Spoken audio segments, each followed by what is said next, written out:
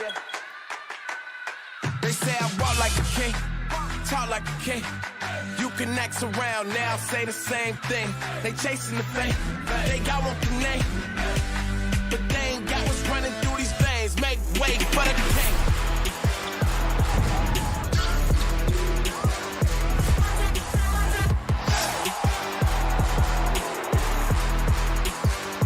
Make way for the big shots, big balls, big rings, big rocks, big bag, big moves, big cars, big man, big plan, get lost, we've been this wrong. Look at me now, you can't hold me down, so give me the crown. We're not the same, we're not the same, we're not the same, we run everything. We're not the same, we're not the same, they ain't got what's running through these veins. Make way for the king. Good evening, ladies and gentlemen. Welcome inside Cheyenne High School into another Mustang Media broadcast. The regular season is creeping towards the end, and although it's bitter cold outside, the Mustangs are going to see if they can finish these last 3 weeks of the regular season hot and ready for the playoffs.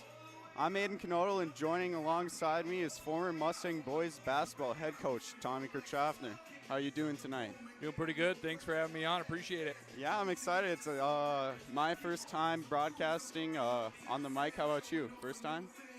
For the girls basketball team, yes, this is my first time. I've done a couple football games for Coach Newton the last couple of years, and so I'm excited to be behind the mic again.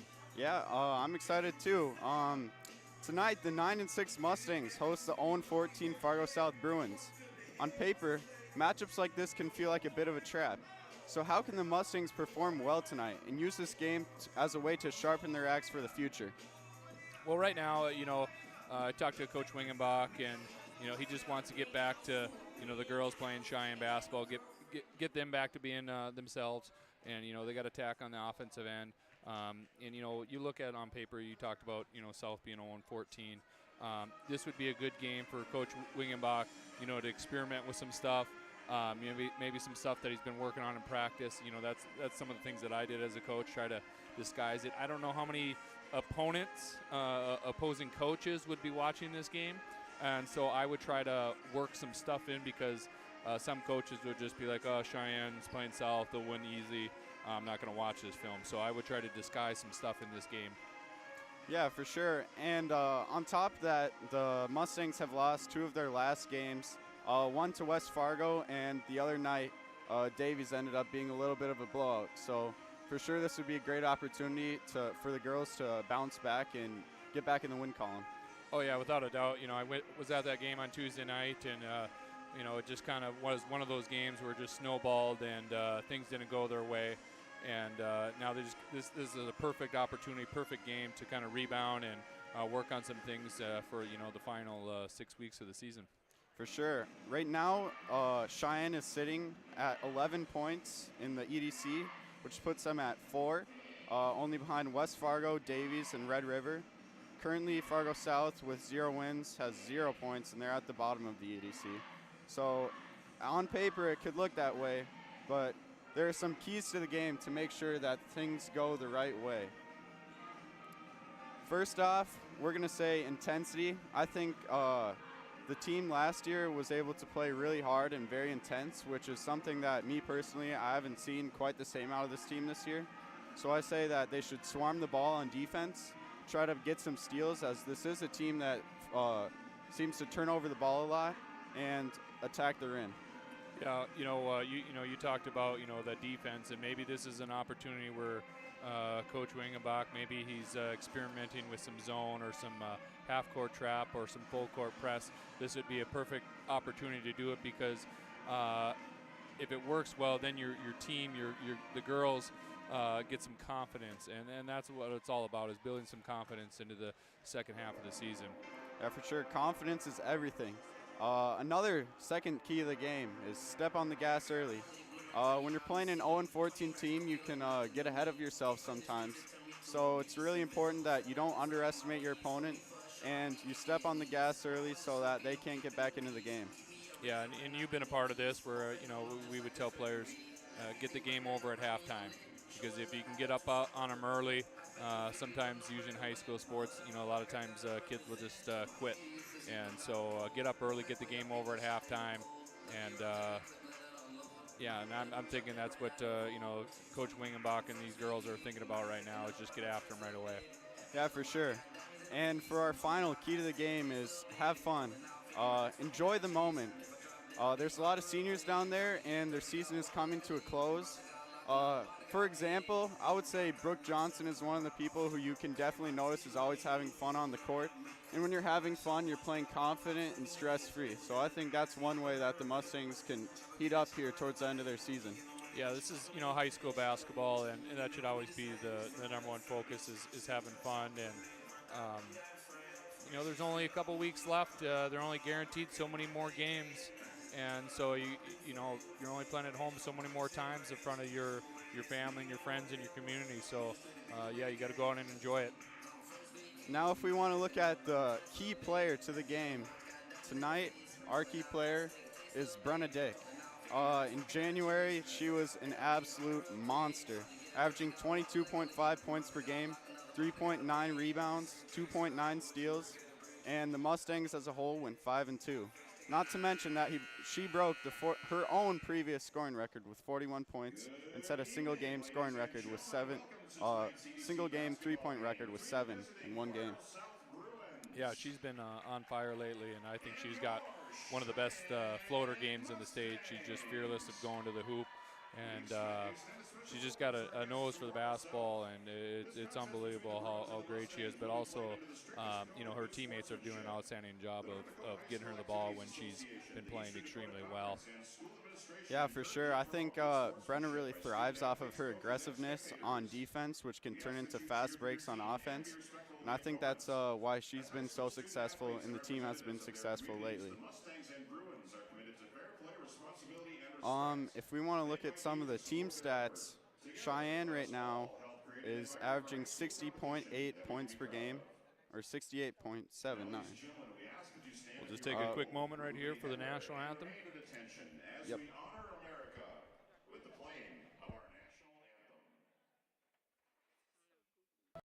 There is no off-season for greatness. You do what it takes to stay in the game. And so do we. Our commitment is to keep you moving forward. Essentia Health, Orthopedics, and Sports Medicine. Like nowhere else. Touchmark is a place where you can really be yourself. It's a complete family atmosphere from the residents to the team members to the community. There is just such a homey feeling here. The energy and the positivity, I think, is what's really important. You come in, you feel like you're part of a family. You're building a relationship. You're building friendships. We feel very blessed to be here at Touchmark. It's incredibly important to create that family atmosphere, which is what Touchmark really values.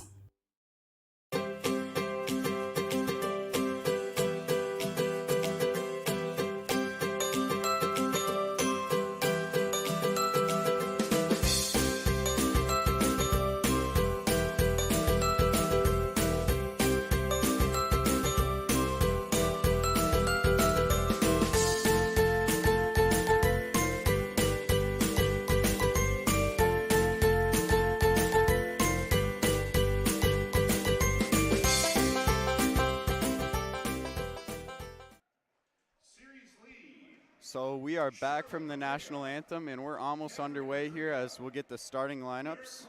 So back to if we want to look at the team stats, Sheyenne is averaging 68.79 points per game, which puts them at 4th.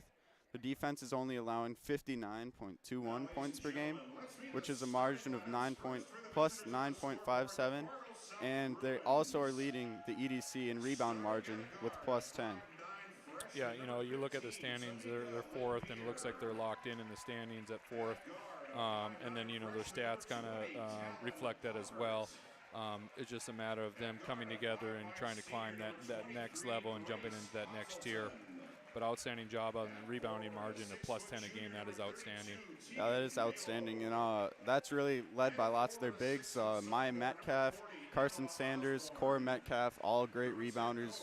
Very tall, aggressive girls, all able to get rebounds. Yeah, and one thing that they're going to have to improve on, and this would be a great game, you know, it all depends on where you're at in your season of what teams you got to play, but, you know, their defense is, they're ranked 6th in the conference and out of the 12 teams, so this would be a great opportunity to kind of help out your average a little bit and build off some things that you've been working on in practice, because, you know, your defense is going to have to be with you down the stretch in that tournament time. Yeah, and now for South, they're last in almost every category. They're scoring, they're only averaging 34.46 points per game. Their defense, they're allowing almost 80 points per game. Their margin is even negative 44 points, which is astronomical. The turnover margin is minus 20, which is another reason why this team has not found much success. Yeah, you think about it, you know, 19 turnovers, you know, that's a lot, and it just means you're not getting the shot up 19 times, and you're not going to win many games when the other team is out-shooting you all by almost 20 times. So, yeah, if you look at that stat right now, I'd be thinking, okay, I got to pressure their guards. I got to make sure that I'm getting after them and trying to get my hands up, get deflections that will lead to, you know, steals, transition, easy buckets on the other end. Yeah, for sure. As long as the Mustangs here are able to force some turnovers and, you know, kind of play aggressive, play fast, I think they'll have a good shot at this game. And we are underway with the tip. Won by Maya Metcalf. Brenna Dick passes up. Elena Holder, tremendous shooter. Misses that one. Good look there, right there. You know, you don't really need to set stuff up right away. Just if you got an open look, take it right away. I have no problem with that. Oh, and Brenna gets her hands on the ball early. Oh, and she steals it. Fast break here, takes it, right hand. And that's what Brenna does. You know, she really just steals the ball, and she's fast and she's aggressive, and that's what we need out of the Mustangs tonight. And there was a, you know, turnover by South. They didn't get a shot up, and it led to an easy 2 points for Cheyenne on the other end. South gets an offensive rebound there, put back, ties up the game early. Yeah, good job by Grace Holston of crashing the boards and getting an easy 2 and putting Fargo South on the board there. Elena Holder passes to the top of the key, swings to Brenna Dick. She takes it with her left. Maya shoots it, just long. Carson fights for that rebound, but South secures it. They push up the court. Brenna gets her hands on the ball again. She's trying to look into the low post here. Top of the key. And almost a turnover there. They secure it again. Yeah, good pressure by Cheyenne right now, getting after the girls. Good job by Brenna right there of reaching in and knocking that basketball off of the Fargo South defender's leg. Yeah. And that's 2 turnovers right now for Fargo South. Yeah, early turnovers. That's one way that you can really start hot. Into Elena Holder, and that's an early turnover for the Mustangs. That's something that you don't want. That's just a miscommunication. Yeah, that's not a you know, sometimes I would say never turnover is a good turnover, but yeah. that was a bad one because you just have to relax, get the ball, and then sometimes just turn, and then Fargo South just return the favor. So early in the game, what's that already? 5 turnovers in total, just the entire. 3 for Fargo South. 1 and, for us. 1 for Cheyenne right now. 4 turnovers early in the game. We'll try to see if they can clean up the play here. There we go.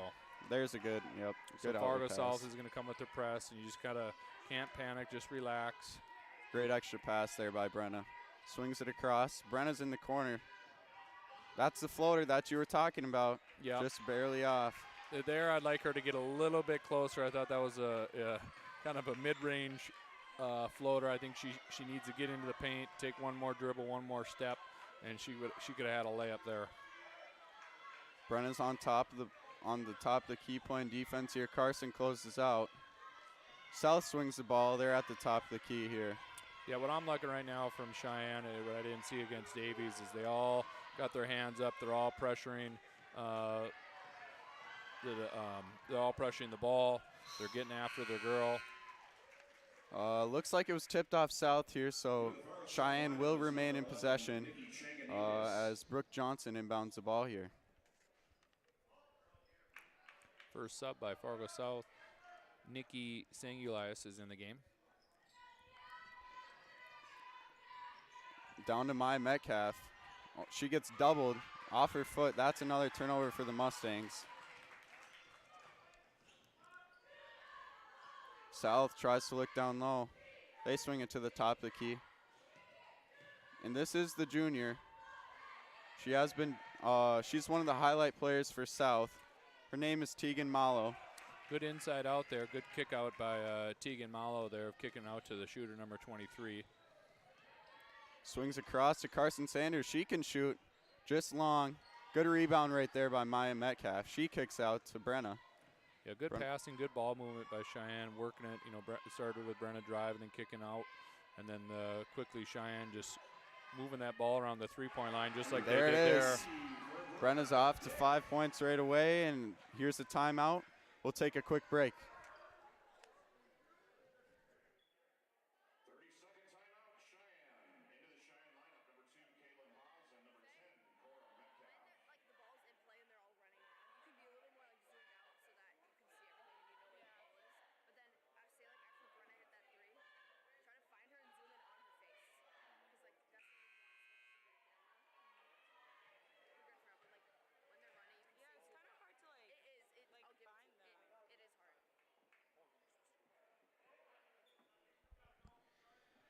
We're back to action here. After a quick timeout, what do you think Wingenbach had to say right away? Well, I think he was just kind of maybe making their adjustments of, you know, obviously they came out in the press, so just say, hey, don't panic, pass the ball around. Now he wants to try something, so here's their zone. I thought normally when a coach takes a timeout, he's going to change something, switch something up. And I thought maybe he'd come out a full court press. Now looks like he's got an extended 2-3, and you know he's got a team. I really like this team because they got a lot of size, and I didn't see it. They made a sub too as well. They got the younger Metcalf in, Cora Metcalf in, so she's taking the middle of the court right now, and then they're going to use their length. South fires back with a three-pointer, but yeah, to add on to what you said, we have 3 6-footers on the court for the Mustangs. Cora Metcalf scores there. She's 6'4". Maya's 6'2". Yeah, and Carson 6'2". Yeah, Metcalf to Metcalf there. That's pretty special. Outside in, and this is the pressure right there. Hopefully they can get a trap. And stolen here. Another turnover for South, and a quick foul too. That's 4 turnovers by South, but good job by the Cheyenne girls of getting their hands up. And, you know, you see Cheyenne, they came out in that zone, and it always would frustrate a coach or frustrate me when the opposing team would hit a 3 right away, which they did. But you just got to have a faith in it. It's going to average out. The team's not always going to knock down 3s. Brenna shot fakes here, swings it across. Caitlin Haas in the corner. Down low to Maya Metcalf. Great finish there. Yeah, good action there. I think they had a cross screen maybe set up by Carson Sander that was freeing up Maya Metcalf, and then good post feed by Caitlin there. Good contest, and there's the height that you're talking about. That's just one reason that this lineup can be so lethal. Yeah, hopefully you know, Coach Wingenbach is working on some other stuff, you know, because I just think you can't play man-to-man the whole year, or if things aren't working, you got to switch some things up on teams, whether it be a 2-3. Nice pass. Yeah, really nice pass. Cora scores again. Back-to-back points there. Great pass by Brenna. Yeah, the best thing about that was it was a nice bounce pass. You know, you get there, you can't make a forward pass, and you know that from running the 2-man break drill.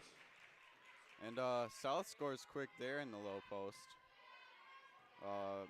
Brenna tries to take it up the court here, and she can take it all the way. We've seen that plenty of times, and she does. When she's going full speed at the rim, it's hard to stop her. Yep. And another turnover for South, so the stats really don't lie, you know. Well, here's the thing. I know what South wants to do. They want to press, but the last 2 possessions, you've given up layups. So I would just get out of that and get back into your half-court defense and get set up. Let the opponent walk the ball up the court. You don't need to speed up a superior team, and Cheyenne is the better team. Yeah, I have to agree with that. When you're playing a team that might be better than you, it's important that you play at your own pace and not the pace of the other team. As South does turn it over again here. So early in the game, South struggles, and they've been a little sloppy here, so we'll see if they can try to clean it up. Cheyenne inbounds the ball, and they're pushing it up fast. Elena Holder, she hits that. Great shot by Elena Holder, as she's shooting around 47% from the three-point land this season. Yeah, that was an outstanding job breaking the press and then getting into the middle and everybody collapsing. And, you know, Hannah Herford just an outstanding job of kicking out and finding the open shooter. And there's only 6 seconds came off the shot clock there. And that's why you don't want to press a better team, because once they break it, you're dead in the water. Yep, and South tries to hop on top of the ball. Hannah Herford takes it up the court. She has a layup here, and she does convert, which puts the Mustang lead up to 11 early. Yeah, it was 11-7, and all of a sudden you break the press, and you get layups, and turnovers. Yeah, I will be interested to see if South tries to change their game plan here and maybe get out of their press. I mean, I would think this is playing into Coach Wingenbach's hands, is just speeding up a team that you feel like you're better than, because you're going to get more opportunities, and it's just going to average out for you in the end. Hannah Herford takes it into the lane again. She kicks out. It's tipped. She gets back the ball, kicks up to the top of the key. Caitlin Haas, she can shoot. Oh, good hustle there. Rebounded by Cora, and she's fouled. Yeah, good kick out by Maya Metcalf of finding the open shooter. It was a good shot there by, I believe, Caitlin Haas, right? And she had a great look, and it seemed like Maya kind of took out a couple girls down low, and that freed up everything for Cora. Cora, she's got to make that first one right away. She's got to come down with that and put it right back up right away, but hopefully she can convert her free throws here, and she does on the first one. And, you know, Maya really does draw quite the presence when she's down low. She draws lots of double teams just because of how dominant she is in the post, which is another reason why she's so great at kicking out and finding the open man on the outside. And then Cora on the year, she's a 57% free throw shooter, and she makes 2 for 2, so her average is going up. You like to see it. Looks like there no substitution here. South inbounds the ball. They're trying to get some movement here. Down into the low post, and it's another, stays with South. Must have been tipped off of Carson. Yeah, I thought it was going to be Cheyenne ball there too, but that's all right. That is next play. Oh, wow. That was a foul. Looked like it could have been a clean block, but she kind of reached in, so it's hard to not blow the whistle on that one. Yeah, you just don't want to give the opponent, the ball down low in the paint. So, kind of a teaching, coaching point was just, get after your player right away so they don't get the ball. So then you don't get put in that situation where, maybe an official's got to make the call whether you think he blocked it or not. So Emma Osborne misses the first. Here's her second. Makes the second. And South makes a substitution. Tamika Limvier checks into the game for number 11, Nikki Sangulnelius. It's a tough one. It's a hard one. I'm sorry if I'm slandering it. It's nothing personal. Brenna pushes it left. Hannah Herford for 3. Won't go. Good rebound by number 23 there, Grace Holston. Another turnover for South. It was the right idea. She was aggressive going to the hoop. She had a lane there, but she just got to understand that when someone, when she's drawing 2 players, you kind of got to slow down and kick it out a little bit. Good pass by Brenna right up to the middle. And that's tipped out and going in the South direction. If you look at number 3 on South, she's actually an 8th grader. Her name is Sophie Caraval. So they have some young talent on this team that it looks like they're trying to develop. So yep. Yeah, only 4 seniors on the team right now, so this is a very young squad that Fargo South has on the court. And you look at Cheyenne right now, they got 4 seniors, I believe, out on the court. No, 3. Brenna's not a senior, she's a junior. And Tegan Mallow, another finish there. Slow down. And that will go off Brenna Dick, so South will get possession. So early in the game, once again, turnovers both ways. Yeah, you know, she had the right idea, and Carson did a good job of taking the ball out right away and getting the ball into Brenna, which I liked. But Brenna's got to realize, okay, once you get up to a certain spot, that if you don't have it, just slow down, walk the ball up, get set in your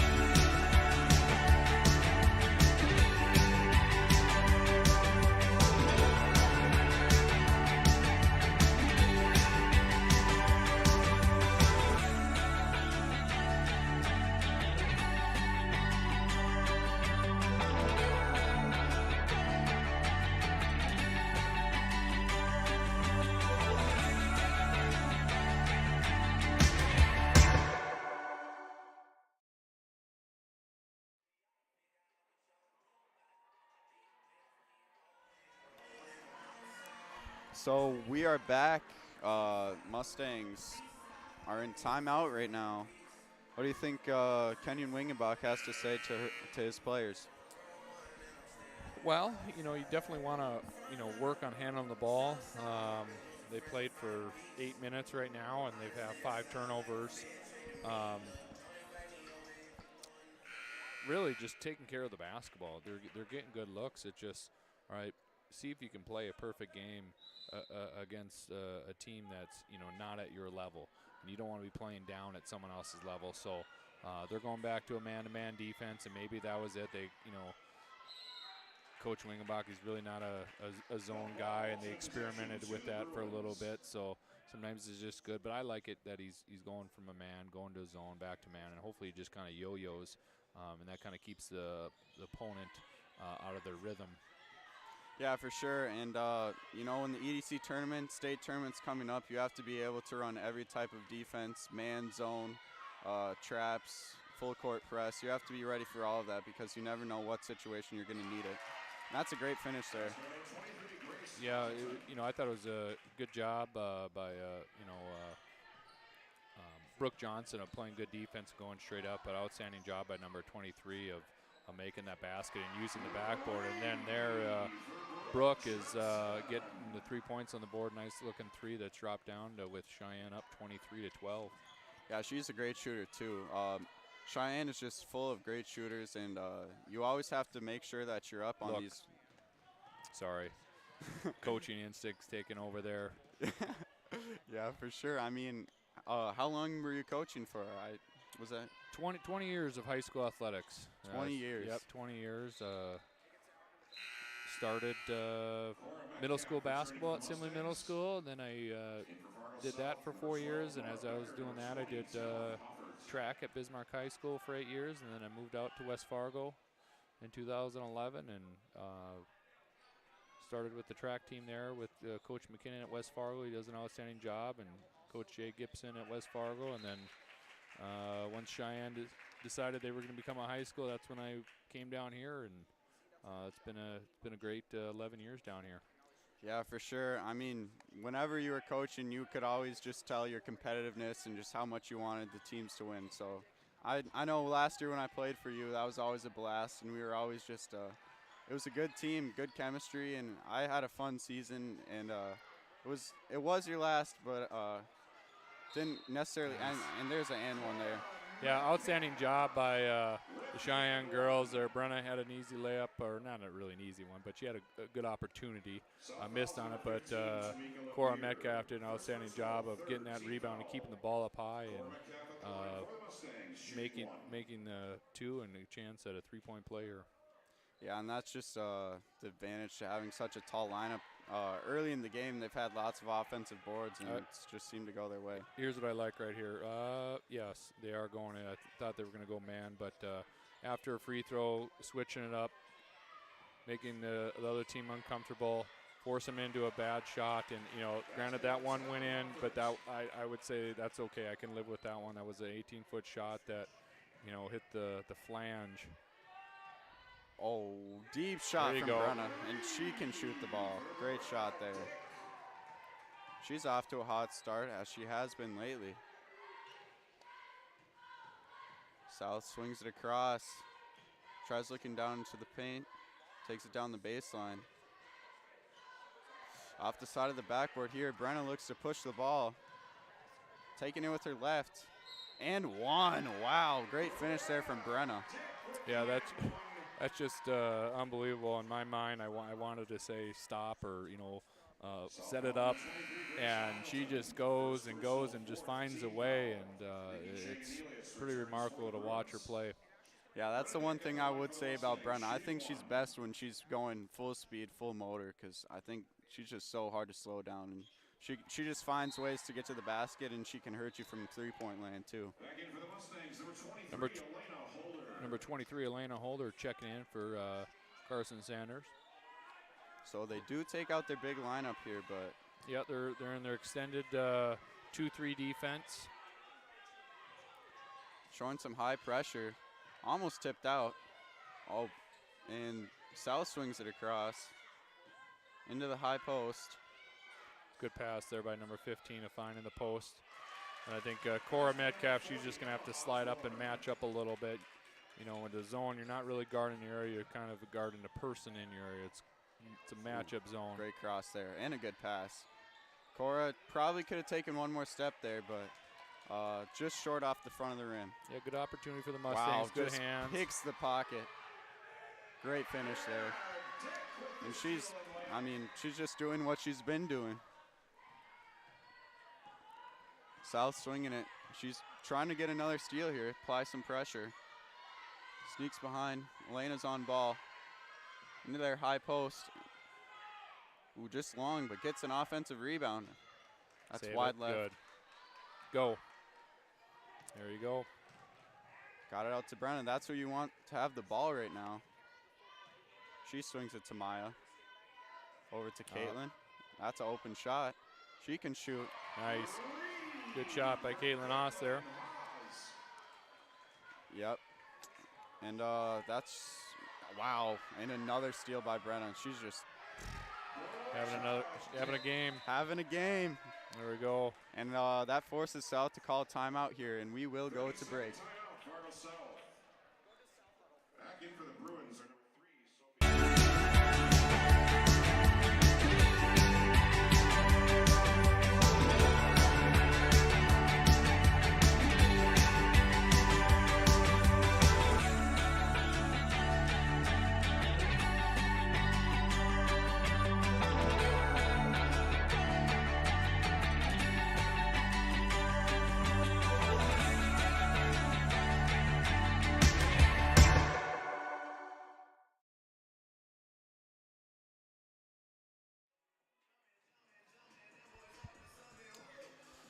So we are back. The score is currently 39-16 as Cheyenne has come out to an asserting lead. Brenna Dick has been the story of this first half. She's just found a way to get lots of steals, and she's been attacking the rim, knocking down shots. Yeah, they're making a statement right now coming out right here. I just would like them to play a little bit better defense or not give up so many points. But still 23 points is pretty good right now. Yeah, for sure. And when it's a game like this, you can definitely get pretty nitpicky with yourself. As you know, you're the superior opponent. There's definitely things that you know that you can improve on and try to do your best at. So, good deflection by Hannah there. She pushes it up. Mustangs have done a great job in the fast break. Oh, short. Passes it out. Could be, and it is stolen by South. Number 23 takes it up the court, and that's tipped by Elena Holder. And two blocks by Elena Holder there. And good job by number 23, just being fearless, attacking the hoop, and a great pass up there. Wow, great. And their fast break and transition offense has just been really good right now. Yeah, great job by Hannah of finding the open player down the court, and great job by Elena Holder of making that basket there. Yeah, South struggling with their full court press. They haven't really been getting back, which has led to lots of opportunities for the Mustangs. As a foul on the floor here was on Hannah Herford. Yeah, she just kind of got beat and reached in there, and you kind of just, at that point, you got to kind of let the person go. But at this point, you only have 14 fouls. Yeah. So it really doesn't really hurt you. You got 5 fouls for a reason, so use them up. Yeah, and when the team's getting lots of steals, you want to get on that action too. So I've definitely been there where you just kind of start reaching. But great hands-up defense by Maya there. Mustangs get the ball. Hannah Herford pushing it up the court. Kaylin Haas at the top of the key as they set up. Brooke Johnson takes it to the top off of a screen. Maya Metcalf, great movement here by the Mustangs. Oh, and just another miscommunication for the Mustangs. No, the turnovers haven't been bad. It's just a little bit of miscommunications and little mistakes that can easily be fixed, cleaned up. Yeah, there, I kind of wish Maya Metcalf would have shot that one. I know you want to work your offense and work on some things, but, you know, for Maya, you know, this is an opportunity for you to work on your game, work on your shot, kind of get your confidence a little bit. I would like to ask Coach Wingenbach, you know, how many threes she's at this year compared to last year to see if there's any difference. Great finish there. Yeah, great post move. Yeah, to add on to that, I would definitely say confidence is a big thing for this team. I think the swagger and kind of just like overall chemistry that their team had last year is something that I think has been a little bit lacking for these Mustangs right now. I think that if they can play with some swagger and some confidence, it can get hot. South having a little issues moving the ball right now. Swinging it from the top of the key. And Sheyenne looking going in, and off the face. And Sheyenne going back to their man defense here. Almost banks that one in as the shot clock expires. Brenna's looking to push the ball again. Has a teammate in the corner, finds her. To the top of the key. Good pass. That's a good extra right there. And it does work. Hannah Herford, great shot there. Timeout for the Mustangs, and they continue to be hot, so we will take a break. 30 seconds.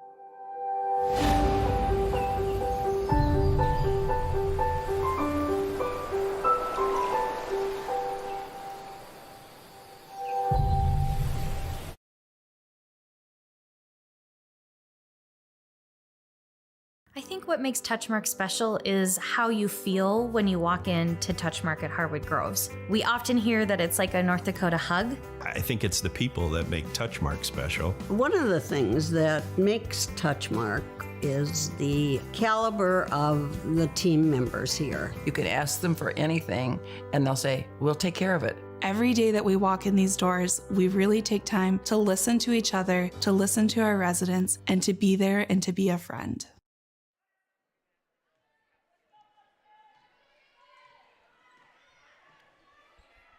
And I did get a text message over the break there.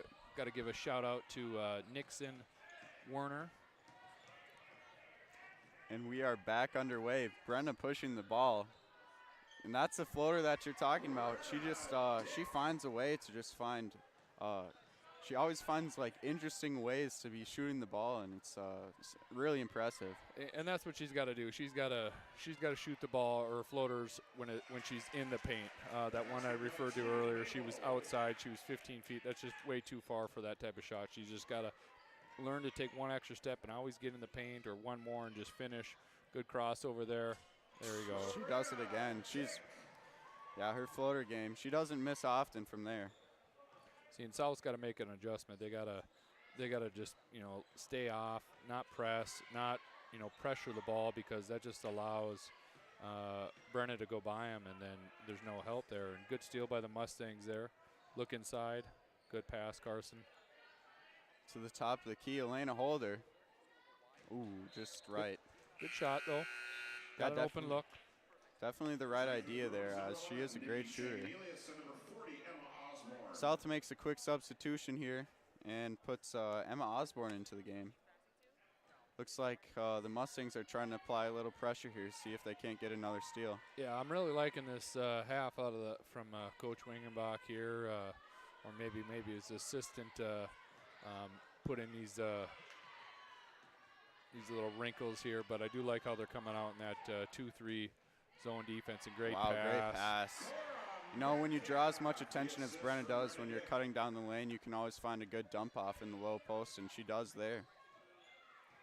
South attacks into the paint. Just tries shooting a floater, just long. Good rebound by Cora there. Brenna's taking it, swings it to the wing, screen. Nice movement here for the Mustangs. Cora Metcalf up top. Brenna Dick posts up her. Wow. She's just found a way to score from every place possible tonight. Yeah, she did a good job of recognizing that she had her defender, too far low underneath the hoop and just kind of turned around and pinned her. And great job by Cora of recognizing that and getting into the basketball. Because half the time it's who's throwing the ball too, because they recognized it and got her the ball right away. You don't want to get stolen by South. There's not no sure whistle. there's Keep no playing. whistle. Brenna, and that one's blocked. So interesting little turn of events there. Brenna reaches. Yeah, and I think that's just a frustration foul right there. I think she probably got fouled on that three-point attempt. And then she wanted to kind of get the ball back, and that's just a frustration foul, but that's okay. So Brenna Dick subs out of the game, and so does Brooke Johnson, and in goes Maya Metcalf and Caitlin Haas. South has struggled with a little bit of ball movement here, as that's tipped too. Another turnover for 3-on-2 the Bruins. That's a good pass. Takes it. Good shot there by Maya. Yeah, great pass by Carson Sanders there, really attacking the hoop.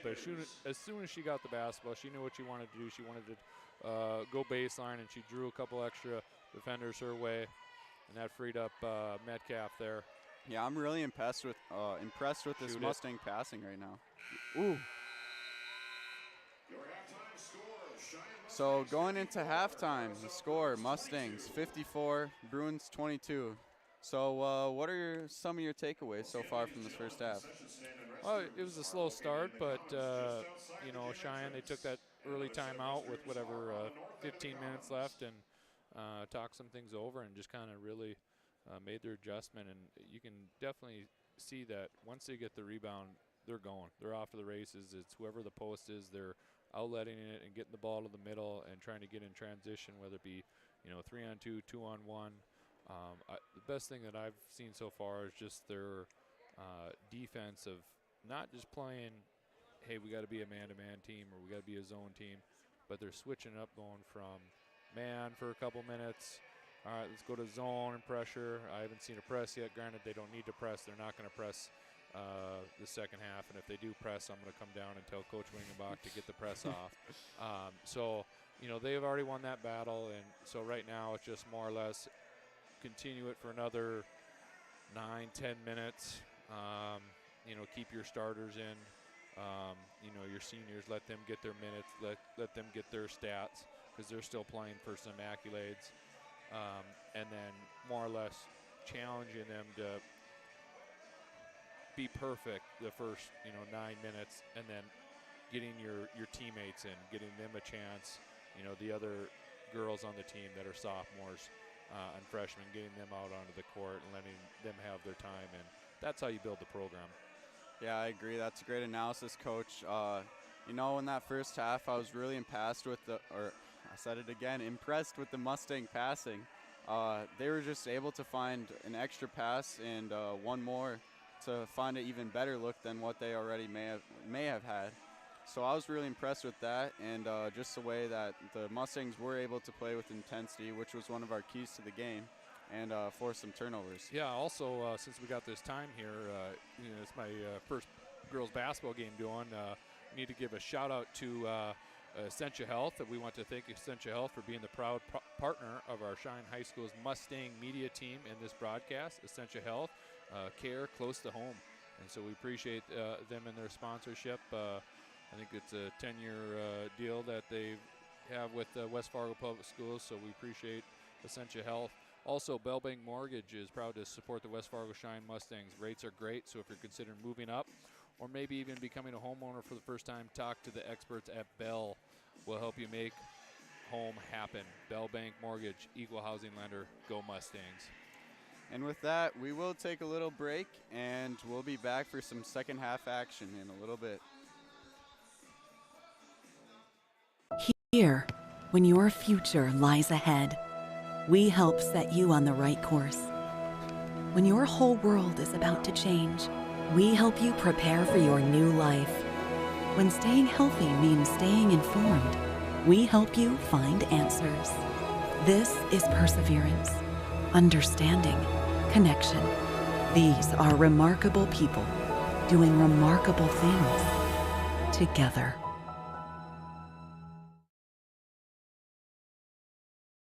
I think what makes Touchmark special is how you feel when you walk into Touchmark at Harwood Groves. We often hear that it's like a North Dakota hug. I think it's the people that make Touchmark special. One of the things that makes Touchmark is the caliber of the team members here. You could ask them for anything, and they'll say, we'll take care of it. Every day that we walk in these doors, we really take time to listen to each other, to listen to our residents, and to be there and to be a friend.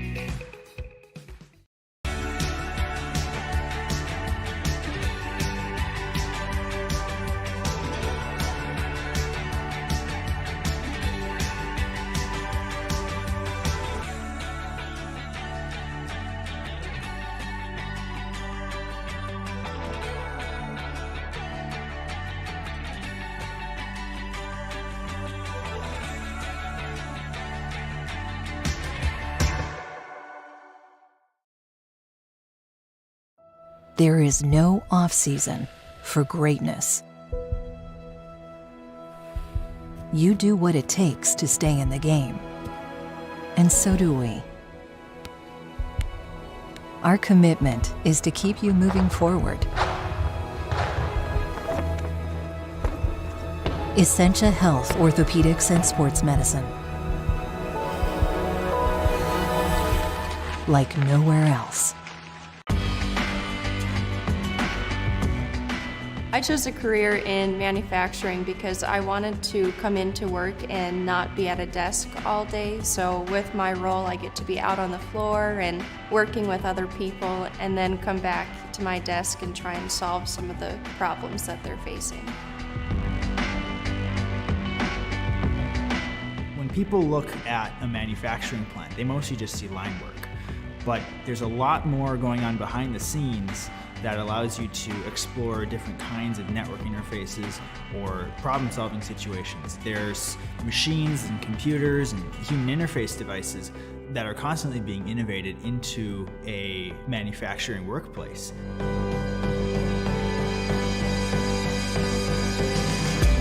The best days at work are when you get to solve the problem, or when you finally get that aha moment and you know, okay, like this is gonna be it, like this is what we've been thinking about, this is what we've been hoping for. Knowing that I'm but a part of building something very unique and important, that just makes me very proud.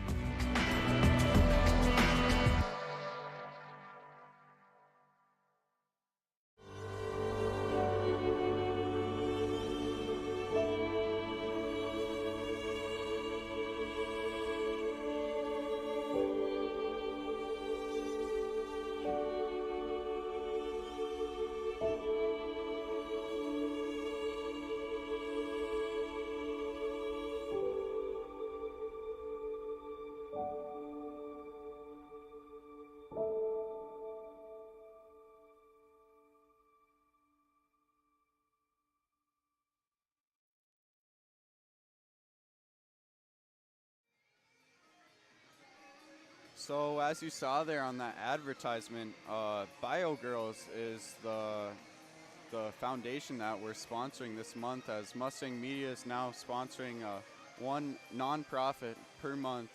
And a little bit about Bio Girls. Self-esteem is one of the strongest predictors of behavioral and emotional issues. Fargo Girls is a Fargo-based nonprofit that provides self-esteem, building programs to adolescents across our state and region that has proven to prevent behavioral and emotional issues. You can support Bio Girls this Giving Hearts Day, February 9th, by visiting their website and making a donation. Simply search Bio Girls online or click the link seen on your screen to find their website. Thank you, Bio Girls, for all that you do in our Fargo-Moorhead community. So we're almost under action here, and looks like they have the same starting lineups out. One of the key players in the starting lineup is Peyton Breidenbach, but she's been out recently with an injury. I did get a chance to talk with her in school today. And one of the things she told me is just how she's itching to get back into the game. So as she's over there supporting her teammates right now, you can tell that she just really wants to be out there too. Yeah, and you know, where you're at in the season, it's, you know, you could try to rush back and get back on the court, but then would you get re-injured? You might as well just, all right, take a couple weeks off or whatever the case may be and rest up for, you know, your final season and the tournament time. Yeah, you know, there is bigger games to be played, so I completely understand. It's definitely part of the game. Yeah, and she's one of the captains there, and she's on the bench there, you know, chatting with the teammates, coaching up. She's there talking to Caitlin. They're still having fun. Yep, she's a great leader, great communicator, always plays hard, so her presence is definitely missed on the court, but you can still feel her presence when she's on the bench. Mustangs. Really good ball movement there, and good pressure by Cheyenne or South defense. Wow, great fadeaway there from Maya, and she's been doing pretty hot from the paint right now. So I'm betting her confidence is starting to get a little bit better. That just got to be frustrating for Fargo South, and the Fargo South coach is you came out second half and you played really good defense there for that possession, and Sheyenne didn't really recognize how much time was left until about 3 seconds left, and the shot goes up with 1 second left, and it just happens to go in. And that was a really good possession for Fargo South. And now, you know, they're on the offensive end here, taking the ball out of bounds. Out to the corner, off her foot. South gets back possession though as they swing it across. And there goes the shot clock violation. Mustangs gain possession. Great defense by Cheyenne there, and causing a turnover. Yeah, at halftime I bet Kenyon Wingenbop was, and there's nobody on. Miscommunication there, and great recognition by Brenna of finding Brooke for an open shot there. She's just gonna convert it for 2. Yep, and that happens sometimes. You know, stolen here, but tipped out of bounds, and Cheyenne will gain possession. Yeah, great job by Elena Holder of getting her hands up and getting deflection on it, and then hitting the ball off of the Fargo South defender. So Brenna Dick takes it up here as she was off to a hot start in the first half. Maya Metcalf, another turnaround jump shot. I like that right there. You set a high ball screen for Brenna, and they must have a couple. Hopefully that was hopefully they have a couple sets called out here just to work on some things, and really it was just Maya just sealing her defender inside the paint. You know, sometimes as a coach you would practice some of the stuff right now, because hopefully the other teams, they would look at the score and shut the film off and not watch the whole game. So this is a great time to work on some things where, you know, maybe you could sneak it by the opposing teams, opposing coaches. Yeah, and Maya is so tall that her shot is very tough to contest, especially when she does that little turnaround fadeaway jump shot. It's unexpected, and she barely misses it. Turnover again by South, which gives the Mustangs possession here. Brenna looks into the low post again, and Maya doesn't see if she can't do the same move 3 times in a row this half. She's catching fire here. Yeah, great move there. She kind of felt the pressure, looked left, felt the pressure, and went back to the right, and it was kind of a, for a left-handed shot, but, guys, that's kind of a tough shot to get off because normally the times you get it blocked, but she was able to elevate over the defender and make the basket. South moves it around here, and that shot goes short. Rebounded by Brenna. She looks to push. Carson Sanders was cutting through, and looks to be a foul on South here. Mustang fans, we want to take the time to thank Apex Engineering Group, who helps to make this broadcast possible. At Apex, we build confidence before we build anything else. Find out more at apexingroup.com. Foul there on Tegan Malo as the Mustangs look to inbound the ball. There it is. Wow. Ooh, just off the fingertips. Just a little bit too much on Brenna's pass there. And Brenna's immediately looking over at Coach Wingenbach, and you just throw it a little higher. Just throw it a nice little lob pass. You don't have to, put a lot on it. Yeah, that's still a great look there by the Mustangs, and definitely a missed opportunity, but this will be for Coach Wingenbach because I know he'll watch his huddle film, and then he'll watch this broadcast. He's probably saying throw a level 3 ball. That'll be that was a little football, a little terminology. What kind of football do you want to throw? South looks to inbound it here, and there's another turnover. Carson pushes it up the court. Great job by Carson of getting the steal and then recognizing that she didn't have anything and just kind of holding up. And now she had an opportunity there, but still a great job of just holding that basketball and getting a good shot here. Great movement around the top of the key here. Brenna cuts in and a great pass down to the low post. Maya Metcalf. She's already got, 8 this half so far? Yeah. Yeah, she's doing an outstanding job, and Maya, Carson, Cora, Brooke, all they have to do is hang out by the block and just wait for Brenna to kind of beat her girl, and then as soon as she gets by, just wait for your defender to leave, and you should get a layup. And if your defender doesn't leave, then Brenna's gonna get her floater game going on. Yeah, Brenna does have 38 assists on the year, which is leading the team, and when she's able to score at will as she has been, it's really easy for her to find the extra person and make a good pass for her teammates. South tries taking it in here. Out to the 8th grader. Double dribble there called on South as the Mustangs take over. Essentia Health is proud to be the premier partner of Mustang Media, working with Sheyenne High School to make a healthy difference in the lives of the students and families. We are privileged to serve Essentia Health like nowhere else. Mustangs, tipped off of Carson Sanders, and South gets a turnover going their way. Wow, great crossover there. Just short off the front of the rim. Great fight for the ball, though. Yeah, great job by number 23, Grace Holston. She's been working hard all night, and just got to throw that basketball up a little bit higher, get up over the rim, give it a chance. But great job of not giving up and sticking with it. Even though it was a jump ball, hey, they had the possession, you get the ball back. Yeah, great hustle there. South looks to inbound this. Swinging it across, looks to be fouled on Hannah Hereford. Is that?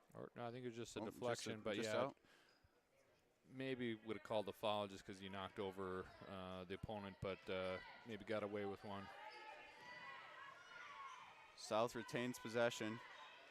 They try looking down low. They swing it across the top. They look into the low post here. Straight out. Drop step. Great extra pass there. Just long. Rebounded by Cora Metcalf. Great rebound there. Kaylin Haas looks to push the ball up the court. Out to the corner.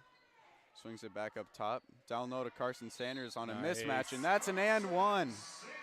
Yeah, great job of, she was working the entire time on that block of trying to get the basketball, get open, and, sometimes it just takes time, and it got out of the corner up to the free throw line extended. I think that was Caitlin Haas who was able to get her the basketball, and then great job by Carson of just feeling the pressure and getting around her defender. Possession to the Mustangs. Checking in for the Mustangs, number 24, Lucy Greenwood. So Lucy Greenwood checks in for the first time tonight. Yeah, now this is an opportunity where you can work on, getting in some of your, younger players, get them experience, and not totally putting everybody, all inexperienced players in, but, working them in with some seniors, some rotation players, and just kind of go with the lineup. And this is a great chance to work on stuff as you're up 42 points. Yeah, and Kendra Nickerson subs into the game too here as she gets the ball. Looks down into the low post to another young player on their team, Cora Metcalf, the freshman, scores there. Yeah, great job by Kendra there of making that pass. And one thing I liked about that pass is when you're throwing it a post, and depending on who you're throwing it to, you got to throw it up high. And she threw it up nice and high to Cora, and Cora kept it there. She's just got to elevate. She's got to jump a little bit, but great job of converting. Great finish there. Yeah, but did he say it was going to count? He did? Yeah. Okay. Showing foul number 10, Cora Metcalf. Nope. Oh, never mind. Mustangs, big substitution here. As Kendra Nickerson, Cora Metcalf, Hannah Herford, and Caitlin Haas are all out of the game.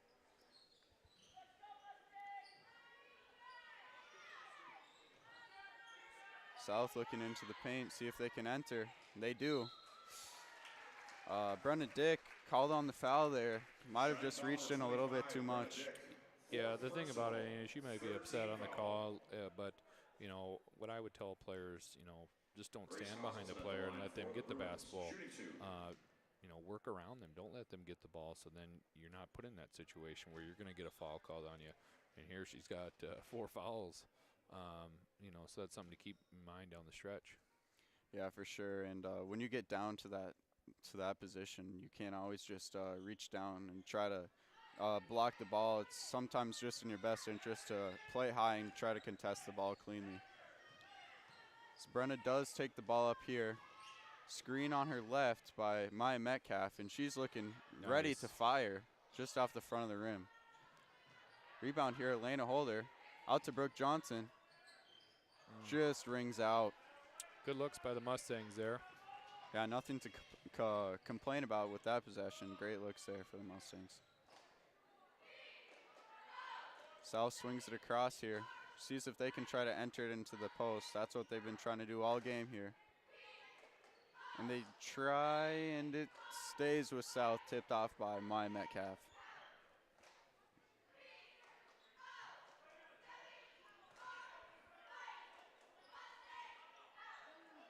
South tries to inbound the ball here, looking like they might have had a little miscommunication with their play. Oh, Brenna almost got her 5th one there. She kind of looked to her right, and the player went to her left and kind of got a step on her, but that would have been her 5th foul, so she's kind of lucky. Good inside out there. Wow. And Elena Holder, very efficient shooter as she hits another three-pointer this game. She's had quite a bit tonight. She's had a solid game. Yeah, very solid. South swinging it across. Tries to enter in. Tipped by Maya. Another turnover for South. As you can tell, their players are looking a little frustrated right now. Brennan takes all the way. Oh, just off the side of the rim. Great screen there, though. I didn't see who set the screen, but yeah, great job of going to her left. Normally, you don't see many players do that. I know I never did that. Yeah. I didn't have a left. Yeah, that was a great attack there by Brenna. Even if Good the shot play. didn't drop.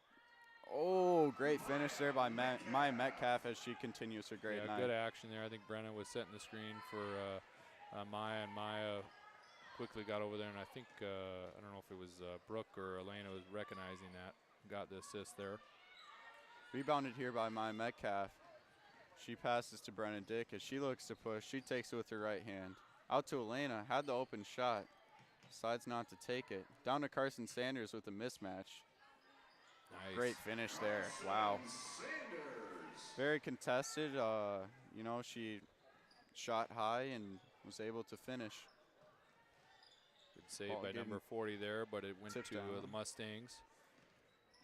Brenna looks to push it again. Has it, Kick it out. Brooke Johnson in the corner. She shoots. Yeah, she wanted that one Oh, right yeah. away. You could tell. You could see that She one. was calling for it. They're smiling, laughing about it. That's earlier in the game I was saying, out of all the players, I think Brooke Johnson has the most fun when she's on the court. You can always see her smiling and laughing. Just splashes a three. So we'll go to a quick break here. Here, when our path takes an unexpected turn, we keep moving forward. When life sends us a message, we listen. When you're determined to beat the odds, we help you plan for what's next. This is commitment, resourcefulness, determination. These are remarkable people doing remarkable things together.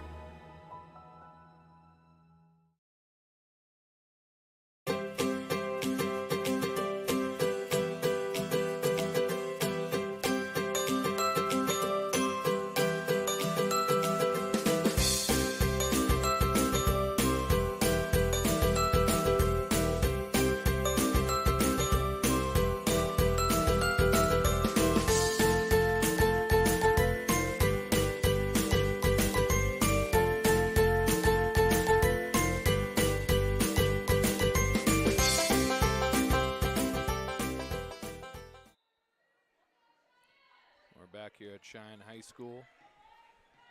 Sheyenne Mustangs playing Fargo South. Cheyenne's up 76-22. And Coach, Cheyenne has been pretty dominant this game. South gets fouled there, but overall, the Mustangs have been pretty dominant on all aspects of the floor, defense, offense. They've had great ball movement, great shooting. Yeah, good job by Emma Osborne of just kind of staying with it and gathering that basketball and getting herself to the free throw line and get a few points. She makes the first as Mustangs make a substitution here.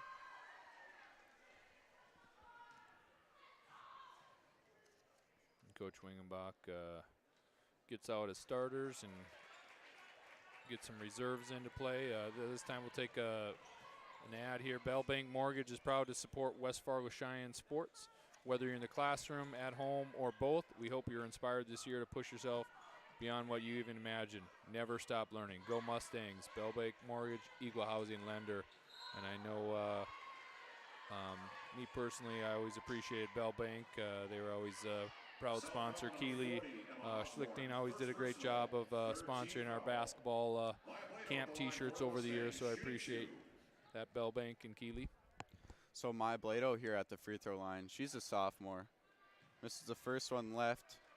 So looks that we have Bryn Bishop, Faith Archigo, Kendra Nickerson, and Haley Bame on the court right now alongside as she makes her second free throw.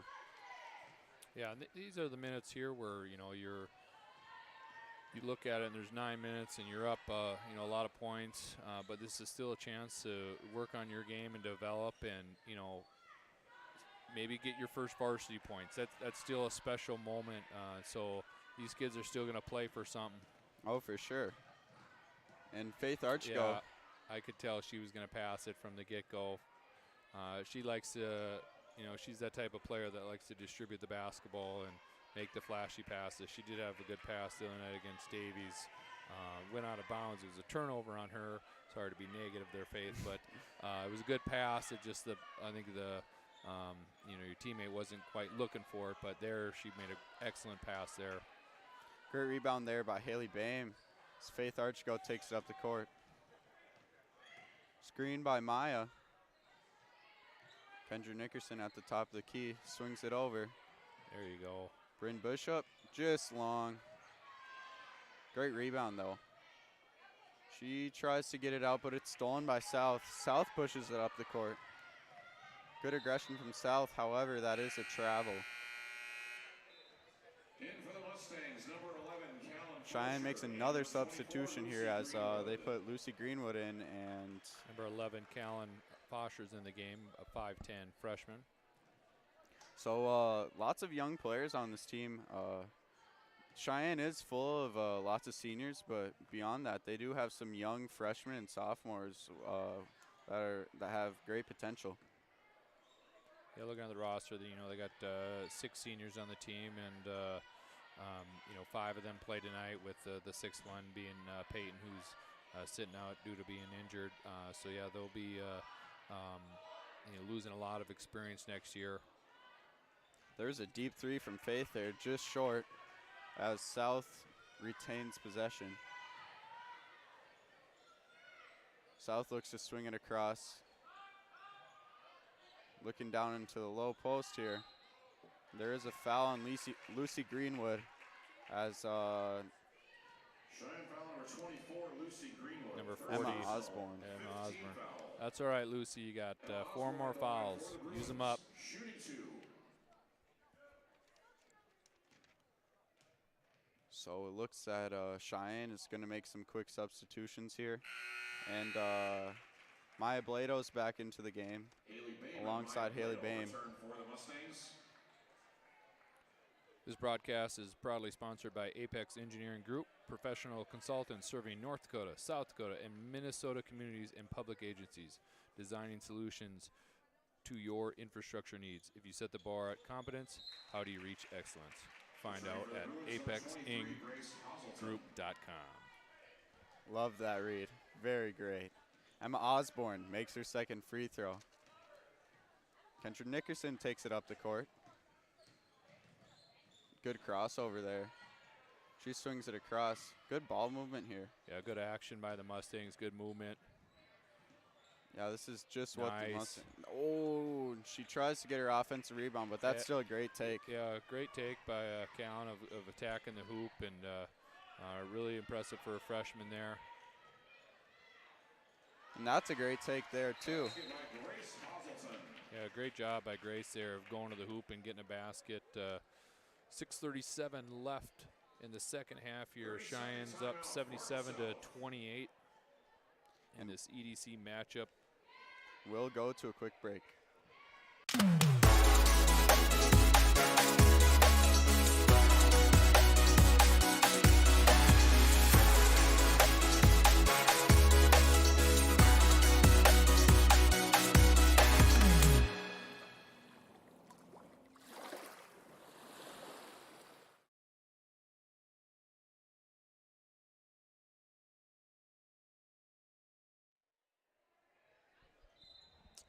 And we are back underway here as the Mustangs try to continue their dominance here as they're up 77-28 with 6:30 remaining.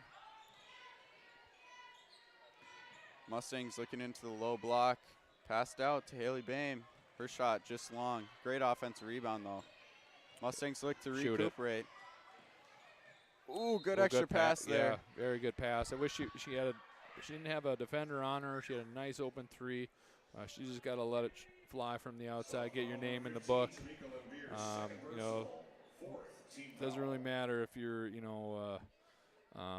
someone that likes to pass the basketball. This is your time to kind of get your name in the book a little bit.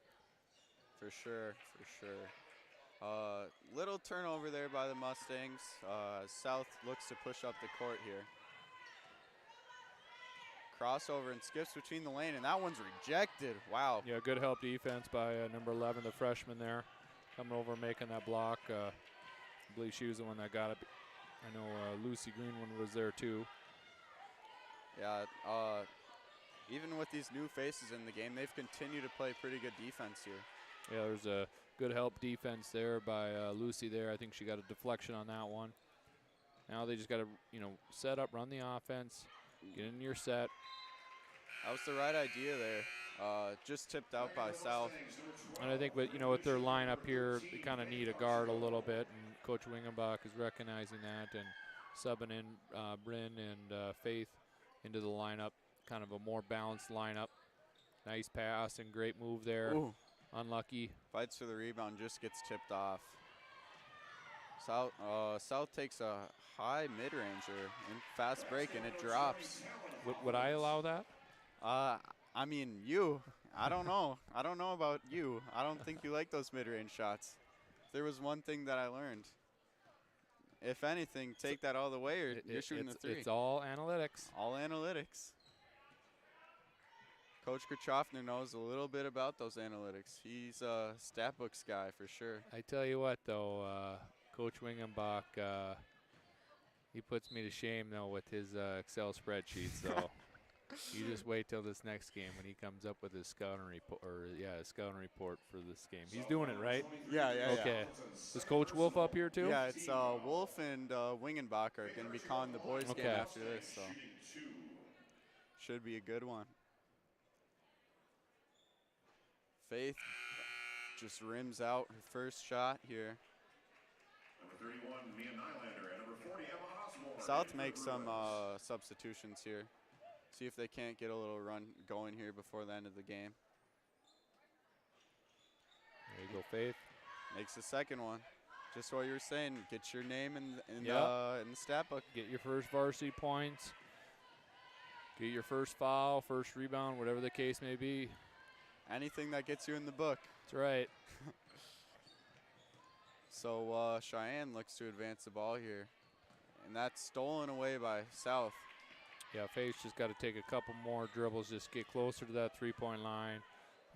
Throw the ball into the corner because that'll shift the defense, and then the ball will come back to you. Then you can enter into the post. Rebounded by Bryn Bishop as she looks to push it up the court. She picks it up. They swing it across. Maya swings it to Faith. She gets the ball tipped a little bit. Back to the top of the key here. Bryn has the open shot. Good shot, Faith. Nice, Bryn. She gets to the rim. Wow. There you go. Another name in the stat book there. Yeah, Bryn Bishop. And the best thing about that is, you know, her teammates, her peers, they all saw that she made a great move and she scored, and they all stood up and cheered for her. And that's what you're, as a coach, you're like, hey, those girls cheered for you. You know, the first part of the game, you need to cheer for them when they're out there as well, and that's what creates that culture. Yeah, for sure, and it's just a fun, exciting moment when you're able to score in the varsity game. You know, I know as a JVer back in my day, you know, when you get into the varsity game and you score, that's definitely a fun thing to do. And Bryn Bishop with another opportunity here. No, just long. I think you're a little too young to be saying back in my day. Just gonna warn you on that. We also want to thank Essentia Health for being the proud partner of our Sheyenne High School Mustang media team and this broadcast. Essentia Health, care close to home. Care close to home. No, that's another. I'll be there next week. Oh, great pass there. To the top of the key, Bryn Bishop. Another shot here. Let it fly. Oh, just barely off once again. Just had some good looks here, though. South looks to push it. There's a good look for South. Just a little long. Great rebound there. Faith takes it up the court here. Swings it to Bryn. Maya looks to her left. Little flex action there. Stolen there. South is on a fast break. She does convert the right-hand layup.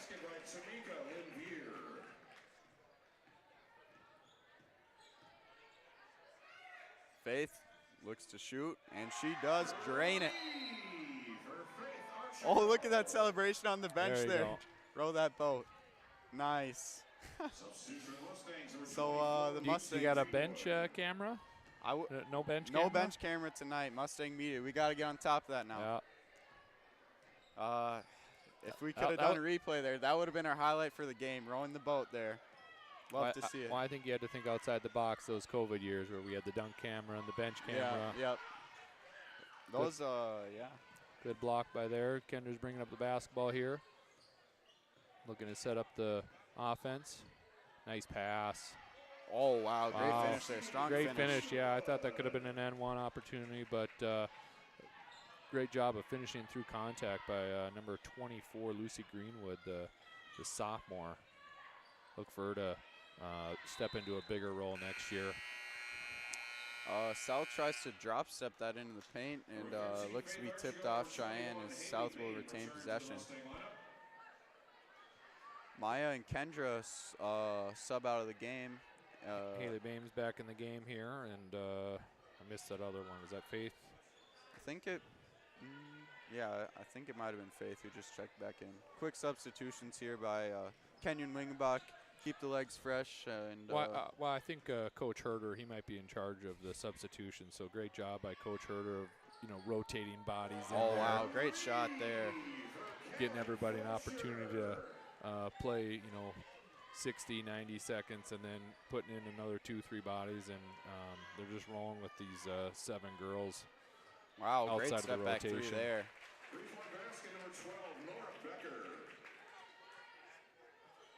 Nora Becker with a step back 3 there. That was a great shot. Responds to the 3-pointer on the previous possession by the Mustangs. Wow, great low ball action there. You can just see how bad the bench wants Bame to score there. Everyone was on their feet. Yeah, great pass by Faith there too. South looks to move it around. 30 seconds left. And that's rebounded. Bryn looks to push it up. She crosses over. Nice. And everyone's getting hyped. Oh, just barely off. That will go to the Bruins there. Yep. But you can just tell how excited that bench is. And, that's just great team chemistry. You love to see that from your bench players. And yeah, and the thing about it is, you still want to play the game and have some sportsmanship and play it with respect. And it's not by trying to run up the score by any means. It's just more or less, hey, you want these other girls to score, get an opportunity to get their name in the book. Maybe it's a situation where everybody scored, or 12 girls have scored, or trying to get a girl her first varsity points, whatever the case may be. So great job by Cheyenne of coming out, playing a little man-to-man, playing a little zone in the first half, and then just staying in their man-to-man defense in that second half, and just being really balanced. So this game does come to a close as the Mustangs defeat the Bruins 88-35. So what are some of your key takeaways, Coach? Key takeaways is, this was a good confidence boost, after, going to Davies and not playing up to, the standard. And Cheyenne right now, they are number 4 in the conference, and so they're looking to be right at that position. And so for them, it's just all about getting confidence, not getting on, cruise control, autopilot, of just working on things that they're going to need down the stretch for tournament time, whether that be, offensive sets, whether that be their defensive philosophy. So all these games, they're just practice. Mm-hmm. This was a practice. Tuesday's game is a practice. All these next games, they're just practice for the tournament. So I would experiment as much as possible, and just understand that there's all your goals are still in front of you. Yeah, for sure. Overall, I was very impressed with the Mustang dominance tonight. Sometimes you can come out a little lax when you're playing an inferior opponent, but one of the keys to the game, they did come out with intensity, so they're able to force a lot of turnovers. Maya Metcalf was able to have a great second half there. Brenna Dick had a great first half, and they were able to get some of their bench players in too for experience. So overall, I thought they were able to play a very great game there. Yeah, and Elena Holder, she played really good.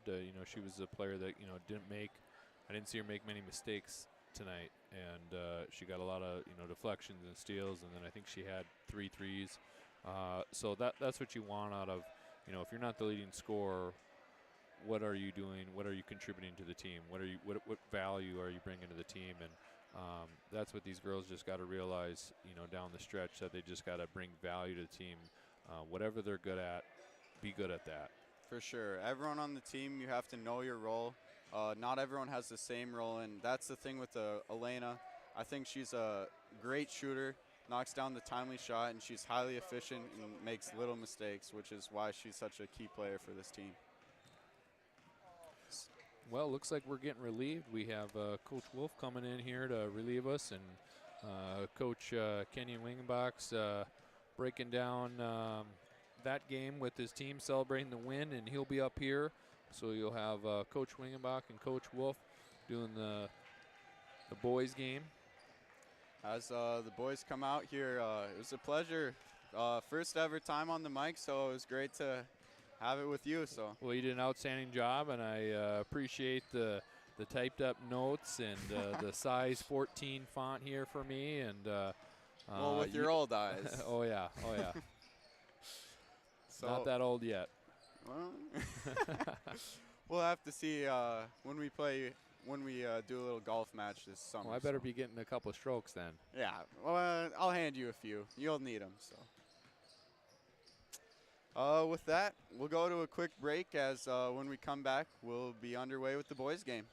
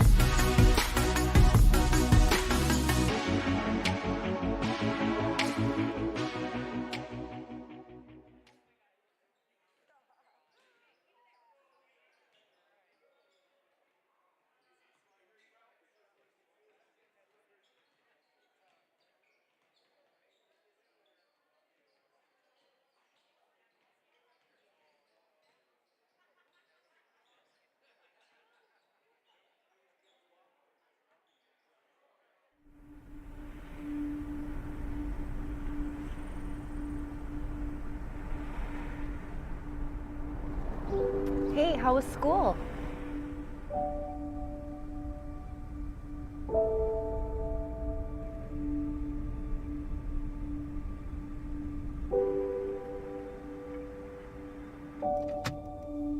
Hey, are you okay? Yeah, I'm good. Hey, Sunshine. Here's my girl.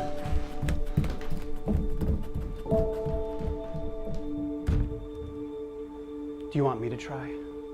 I don't know.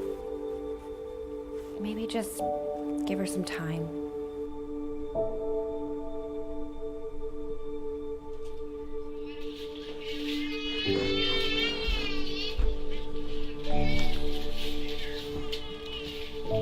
I just miss her. She used to be so happy. Now she won't even talk to us. I mean, I think we're doing the best we can right now. Remember when she wouldn't stop talking? But it's hard when it seems like she doesn't hear us anymore. I remember that day. Looking at her and just feeling so grateful. I get to be her mom. I try so hard to build her up, but I feel like it pushes her away. I don't know how to fix that. Okay, yeah. And how do I sign up? And your daughter's gonna be there. Okay, yeah. Yeah, I think she'll really like that. So we'll see you in a couple weeks? Okay. Oh, what's it called again?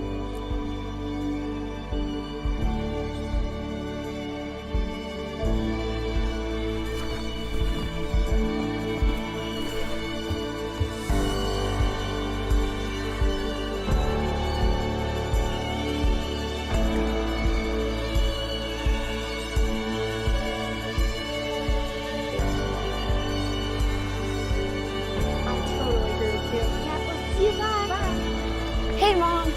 Hey. Well, You gonna tell me how it went? So good.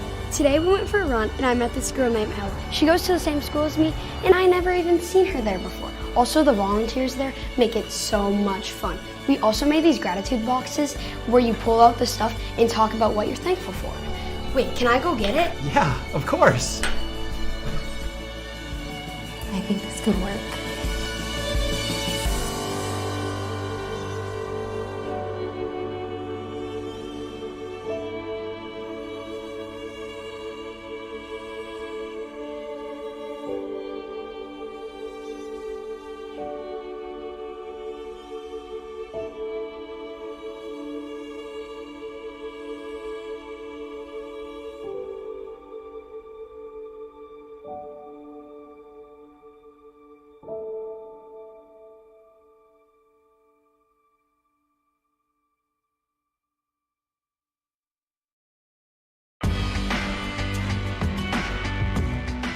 I chose a career in manufacturing because I wanted to come into work and not be at a desk all day. So with my role, I get to be out on the floor and working with other people and then come back to my desk and try and solve some of the problems that they're facing.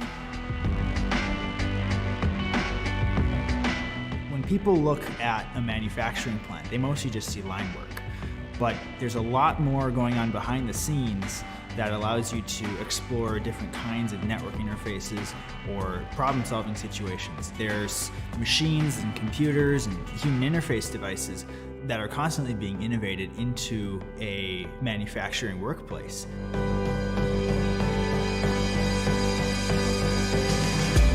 The best days at work are when you get to solve the problem or when you finally get that aha moment and you know, okay, like this is gonna be it. Like this is what we've been thinking about. This is what we've been hoping for. Knowing that I'm but a part of building something very unique and important, that just makes me very proud.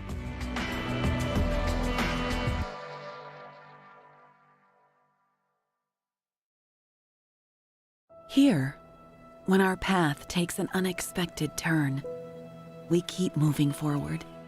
When life sends us a message, we listen. When you're determined to beat the odds, we help you plan for what's next. This is commitment, resourcefulness, determination. These are remarkable people doing remarkable things together. Touchmark is a place where you can really be yourself. It's a complete family atmosphere from the residents to the team members to the community. There is just such a homey feeling here. The energy and the positivity, I think, is what's really important. You come in, you feel like you're part of a family. You're building a relationship. You're building friendships. We feel very blessed to be here at Touchmark. It's incredibly important to create that family atmosphere, which is what Touchmark really values.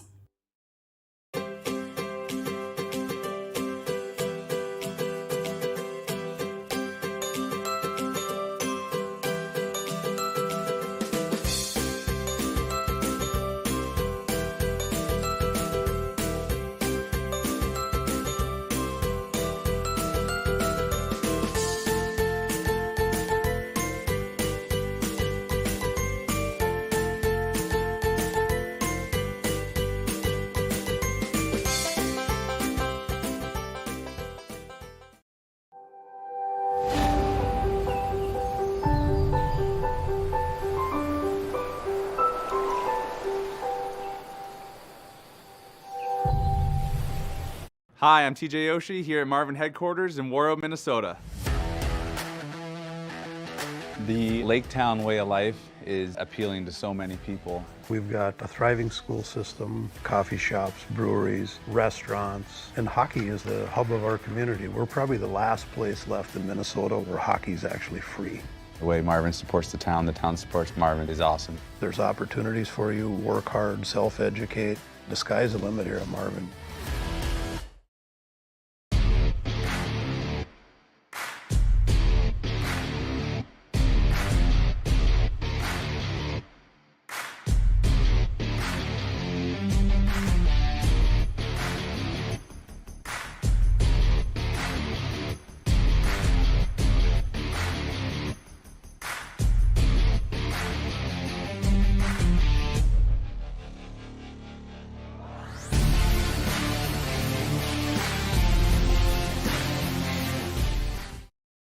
Here, when your future lies ahead, we help set you on the right course.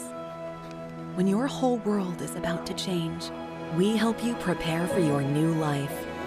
When staying healthy means staying informed, we help you find answers. This is perseverance, understanding, connection. These are remarkable people doing remarkable things together.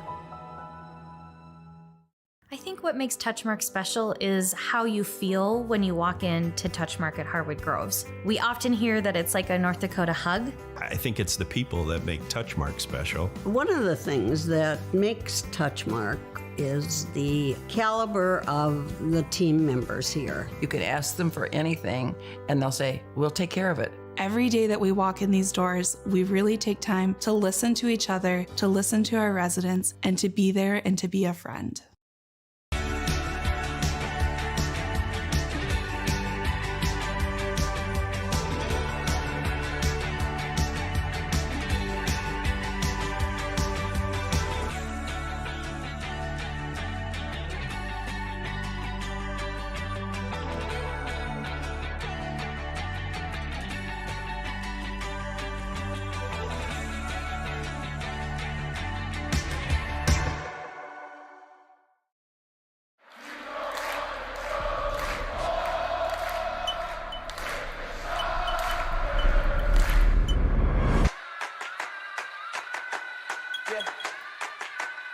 They say I walk like a king, talk like a king. You can act around now, say the same thing. They chasing the fame, they got one the name, but they ain't got what's running through these veins. Make way for the king.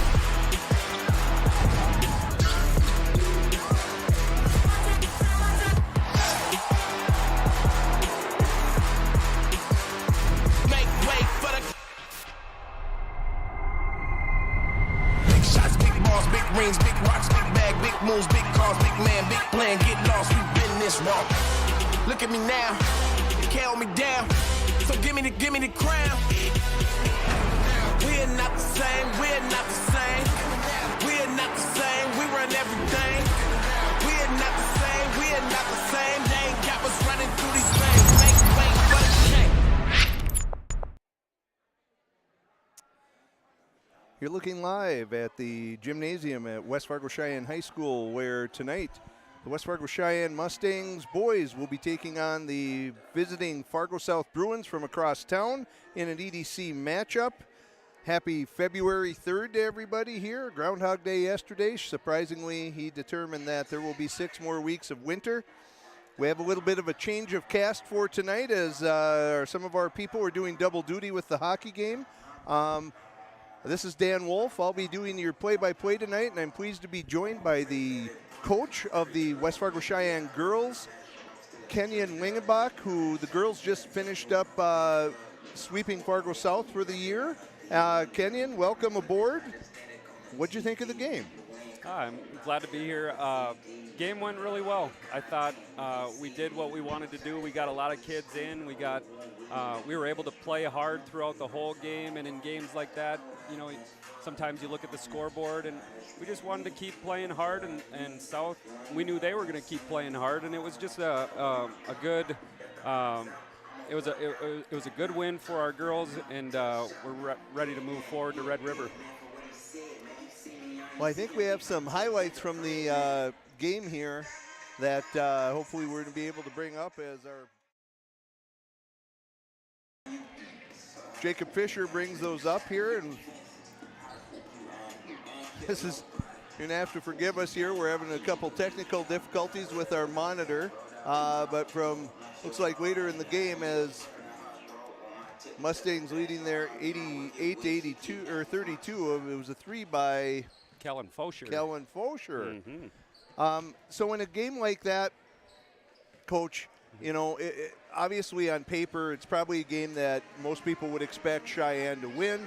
You know, what's the important thing that you take away from a game like that? Is it getting everyone involved and letting some players that maybe don't get a chance to see a lot of varsity time, giving them a chance to play?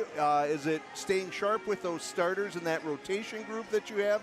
what are you always looking to get through aside from injury-free from a game like that? Yeah, a little bit of all of those things. The main thing with us, we were coming off of kind of a poor showing at Davies, so we wanted to be a little more sharp. We wanted to do what we wanted to do and get back to kind of being us. And I thought we did that really well in the first half, and then we started rotating kids in early in the second half and kind of phasing out the starters as the half went on, which I think really helps both sides, because you get the younger kids playing with the older kids, and then you eventually kind of phase it out instead of, at the 8-minute mark, we're going to take all our starters out. So I really liked how it kind of flowed in the second half, and our young kids were playing pretty well. Well, when we visited with Tim Brandt a couple weeks ago, and it hadn't really dawned on me till he pointed it out, your schedule obviously was very home-heavy the first half of the year, and he was looking forward to the second half of the season because the boys are going to be able to be at home. Do you approach things any differently, or is there an advantage maybe sometimes to being on the road as opposed to being at home as you're kind of making that stretch run towards an EDC tournament? Yeah, I'm not sure. I think it'd be nice to just have a balanced schedule, obviously, but we don't really have a choice. We had the Davies, West Fargo, Red River early in December and at home, and now we got to go on the road. But it is what it is. It's at this point. There's no more excuses. You should be sharp with everything that you want to do throughout the year, and it's just about executing. Well, congratulations on the win, and it's hard to believe it's February already. It's we're less than a month away from that EDC tournament, and only about 6 weeks away from a state tournament. So that is hard to believe here as we're in the throes of winter. As we turn our attention to the boys' game tonight, we've got a Sheyenne team at 6-9 overall against a South team that's 5-9 overall. But in the EDC standings, where some games count as 2-point games and those sorts of things, Cheyenne's 8-8, South 5-10. Sheyenne, the number 7 seed as it sits right now. South, the number 9 seed. What are you looking for tonight from these squads? Just looking at kind of the big picture, these two teams are very similar. They're kind of in that middle of the pack, and like you had mentioned with the two, Sheyenne went 2-0 and South went 0-2. So really these two teams have nearly identical records, but in the standings, Cheyenne's above them because of who they played and how it all went down. But South has been competing very, very well lately. They just went to overtime with North. They battled Central, so they're coming in here with a little chip on their shoulder, and Cheyenne's kind of like the girls today, where we kind of got spanked on Tuesday, and you got to see how you respond. Absolutely. You were kind of in this situation last year in terms of being the first-year coach and of the program and those sorts of things. What types of things do you think is Coach Brandt kind of paying attention to on this stretch run? If you can think back to last year, what was foremost in your mind as you were nearing that EDC tournament? I think the biggest thing is how you can get your team to compete at the end. What is it that you can do really well that's going to knock off a team in the EDC, and where they're sitting right now, a little mid to bottom of the middle pack there. You gotta upset somebody at EDC. So what is it that Sheyenne can bring?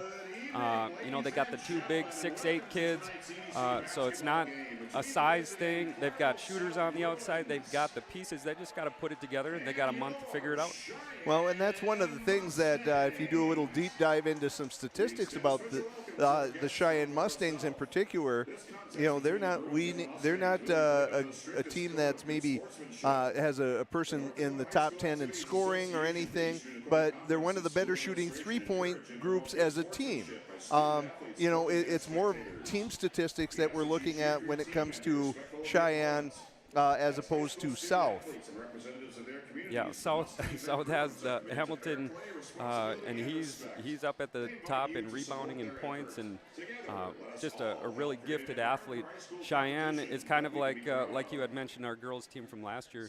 You got to guard everybody, you know, and so that's dangerous. That's dangerous because when you get to EDC, you've had all year to game plan against the top scorers in the league, but like you said, Sheyenne doesn't appear anywhere in the top part of the league individually, so you got to guard them all. Yeah. And at any given night, any kid on that team can go off. So they're dangerous, and if they can put some things together in these next 3 weeks, they're going to be a tough out.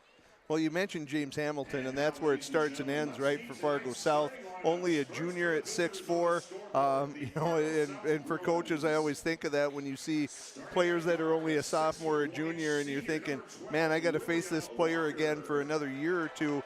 As we look at our keys to the game here from Essentia Health, you know, one of the keys for Sheyenne tonight is going to make Hamilton work on the inside, and I think along with avoiding foul trouble, and a lot of that's going to have to fall on Bryce Kane and Tommy Oneman, I would imagine. Yeah, and they're going to have to, they might not be the primary defender, but they're going to have to come over and help, and then that's where the rotation and all the team stuff comes in. He's a handful for anybody in this league, and that's proven by his stats. He's 23 and 10, you know, top 4 in both rebounding and scoring. So the kid can put it in the basket, and he actually scored 32 against Sheyenne earlier this year, but they lost by 20. Yeah. So he's going to get his, and Sheyenne knows that, but you got to make it tough. Offensively, you know, we see for Sheyenne on our keys to the game, limit turnovers, and that's been something that I know has been, you know, Coach Brandt and the coaching staff been working on the entire year. And I think getting those high percentage shots, we know they shoot well from the three-point line as a team, but, you know, I've always been a proponent personally of the idea of, you know, like the three, but love the rim. Get to the rim, and you can generate so much confidence by seeing the ball go in near the rim early on, and that opens up so much more of that inside-out game. For sure. I think using that size inside, but even like Casey slicing inside of the paint, you know, he's doing a great job attacking downhill. Caleb can get downhill. There's different ways to get the ball inside, and that's what they're going to have to do. They're going to have to do that in a way where they're going to have to limit turnovers, and that's this athletic defense is going to get up in you, so they're going to have to find a way. And the mental approach, you know, I think that's a direct result of the game against Davies, the emotional toughness, weather those bad stretches, which happen to every team in every game, and don't let bad results lead to bad body language, and you know, really that gives an opponent to jump on top of you. Starting tonight for the Mustangs, we have Bryce Kane and Caleb Deere, Barry Pinu, Casey Clemenson, and the last one is Dylan Bile. So Pinu able to track down the tip, and the Mustangs control, and they're going to start on offense first here as they swing it around the three-point line. Clemenson, you know, we know he likes to go to the rim as Pinu pulls the trigger on a wing three and knocks it down. That's a start that you got to like. Great start. They got into a little ball screen series. Early in the year, they were kind of going more spread, and they're trying to figure out their personnel, like we had mentioned, but great start for Barry. And, you know, he's been kind of, you know, he played really well a couple weeks ago, kind of in a first opportunity when Caleb Deere was sick, and you know, Coach Brandt having to go with, you know, some different people because of the injury to Angao and the illness to Deere, and Barry Pino played very well in that first game. I'm trying to remember who it was against here. It's old age syndrome here. But he had 17 that night. Didn't play as well against the Packers, but he's so athletic and quick. I think it was Valley City. Was it Valley City? Yeah, it was Valley City that night. That was a 2-point game. Yep. Brandt was pretty nervous, obviously, you know, not having Caleb for a 2-point game, but Barry stepped up and they took care of business. So inside to Bryce Kane here using the size advantage, and he's going to get fouled by, I think it was number 25 there for Fargo South, Cole Kegba. Bryce is really doing a good job being aggressive. They're getting him involved early. That's good news. And then you got Tommy coming off the bench soon. Well, and, you know, it's a little different team than, say, a couple years ago when you had Jaheim Leak and you had Jackson Money and you had, 6'10", 6'9", you threw in Dominic Dozeman. You were so big. Coach Brandt's kind of been using not as often both Oneman and Bryce Kane on the floor at the same time, but it's important to have that big person down low, that big post. Yep. There was a great backdoor cut there by Kessel, and Kane just a step slow on the rotation, and scores now 3-2 Cheyenne. Here they come back with that ball screen. They're just getting a little advantage. There's Bio who can't finish, but they're getting an advantage by just having Deere and Bryce Kane screening a little bit.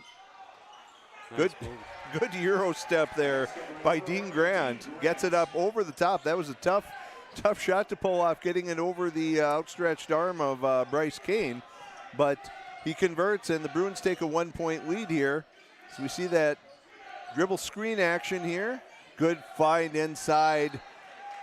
Another foul inside. They're really feeding Bryce. And that, that is a good sign, to put pressure on Hamilton to defend, and see if you can get them in foul trouble. Good to see from the Mustangs starting out here with that concerted effort to get the ball inside as Kane goes to the line for 2. And the first is up and good. Bryce this year only 4 for 13, so it's good to see him. That looked soft. It looked good. He's getting into a little rhythm. That's huge for Cheyenne. Is there anything more frustrating for a coach than free throw shooting? It's something you work on, something you think, one day we've got a handle on it, we've got it fixed, and then the next night, your team goes out and shoots 43% or something like that from the line. Yeah, it's tough because, you shoot a lot of free throws in practice, but it's not equal free throw attempts in games. Right. So sometimes you look at your percentage and it's in the 60s and it's like, man, we're not very good.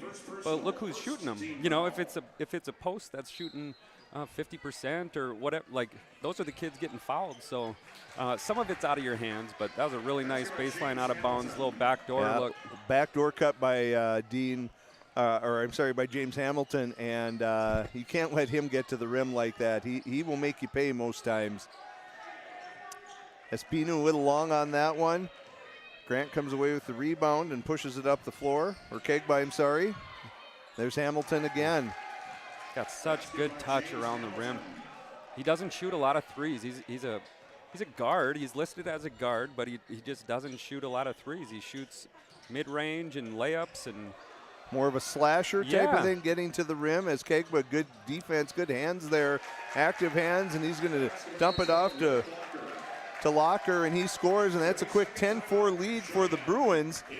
14:26 left. We're going to step away for just a second. We'll be right back. Here, when your future lies ahead, we help set you on the right course. When your whole world is about to change, we help you prepare for your new life. When staying healthy means staying informed, we help you find answers.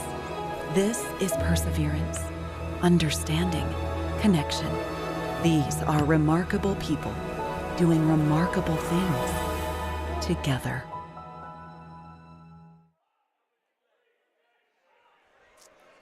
And welcome back to Cheyenne. Fargo South leading the Mustangs 10-4 here, showing a little pressure, a little token pressure, just slow the Mustangs down, looking to see if there's a good opportunity to trap, but more just slowing them down, eating some of that shot clock. Give them a different look as we now have Noah Olson in the game here for Bile. And a 2-3 zone, a little zone look from the Bruins as Clemenson tries to dribble in and gets it stripped away. Kegby's going to push the ball. Out to Kessel on the wing.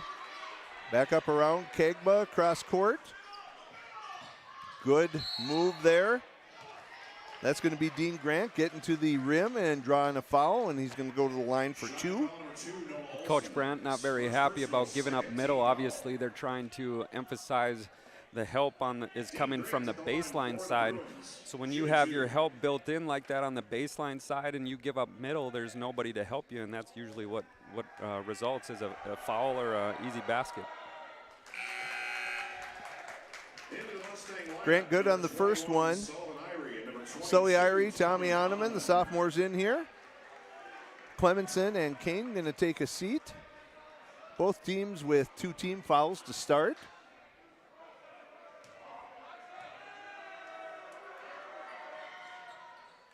And he makes the second. 8-point lead for the Bruins. Pinu going to bring it up for the Mustangs. Looks like they're back man-to-man. Just a 1 possession zone for South out of that timeout.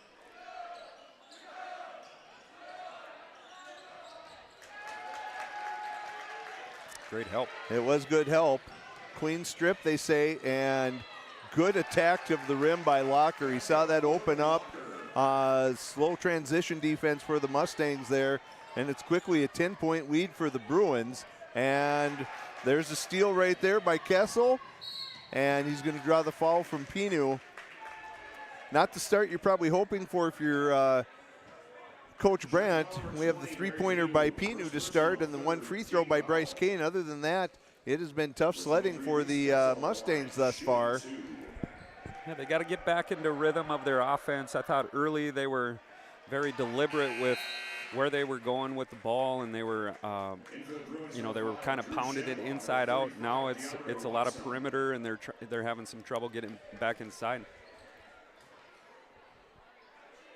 Let's see, we have Watson in and Shamba in for the Bruins. And Watson's going to bring that one down, gets it out to Kessel. Controlled by Deere. And Cheyenne's going to look to push tempo, no numbers here. Pinu's going to attack, slides it over in the wing to Olsen. Up top to Deere. And now they're going to look to probably set something up. Little UCLA cut there to the basket. Good job getting to the rim by Olsen, but kind of got stuck in that area right underneath the backboard where it's really hard to control your body and make something happen. Good hands there by Deere with the steal. No, Olsen pulls the trigger. No good. And Watson rebounds. You know, when you're struggling to score a little bit, sometimes, kids see that first opening and they want to take that shot. And coaches want you to get into the offense. Absolutely. There's nothing, I don't think there's a coach in today's game that would think a 3-pointer is a bad shot, obviously depending upon who shoots it, but just because the first 3-pointer presents itself doesn't mean that's the one that has to be taken or the first shot. If you can make that defense work, if you can make them do one more rotation, you're likely to find something a little more successful, a better look inside. Good little jumper, soft jumper by Oneman, doesn't fall, but Deere brings it in and scores. So that's going back to our point. If you slow the tempo back down, they got a paint touch with Tommy. He got a good look, but then the offensive rebounding comes in. When you take that quick first shot, there's no offensive rebounder. Yeah, there's very rarely anyone in position because everyone's still trying to set up in an offense. Hopefully that gets them back in rhythm. Oof. That's maybe not a sign you want. Hamilton, we talked about how good he is slashing to the rim and how good he is around the rim and inside the paint, and then if he starts knocking down threes, that could mean a long night for the Mustangs. Yeah, this is a kid who can score 24 a game but shooting 18% from three, so once he starts hitting those, you're going to be in trouble. Good job by Oneman there. Comes down with it and a lot of hands reaching. He's going to draw the foul. That looks to be on Walker's going to Locker, he's going to take that team foul. Hockey line shift here for the Bruins. Several new faces on the floor. Deere struggles a little to gain control, but he goes inside to Oneman. Good job by Tommy forcing that, getting to the rim, getting that shot up. He's going to go to the line for 2, and I think Watson picked up the foul on that one, the 4th on Fargo South.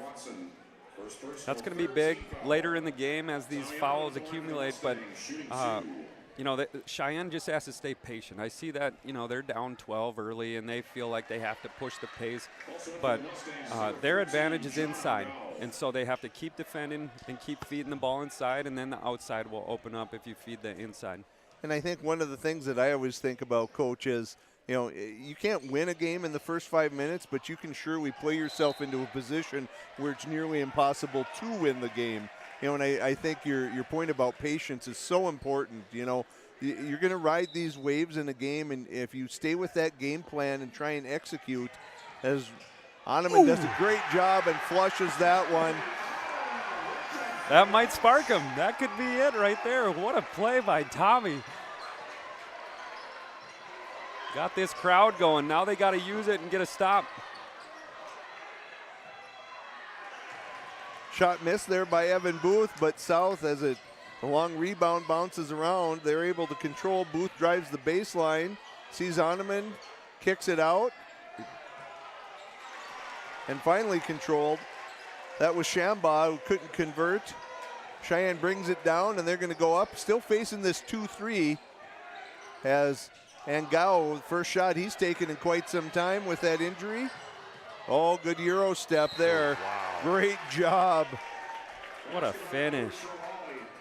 Trawali, what a great Euro step. Avoids contact.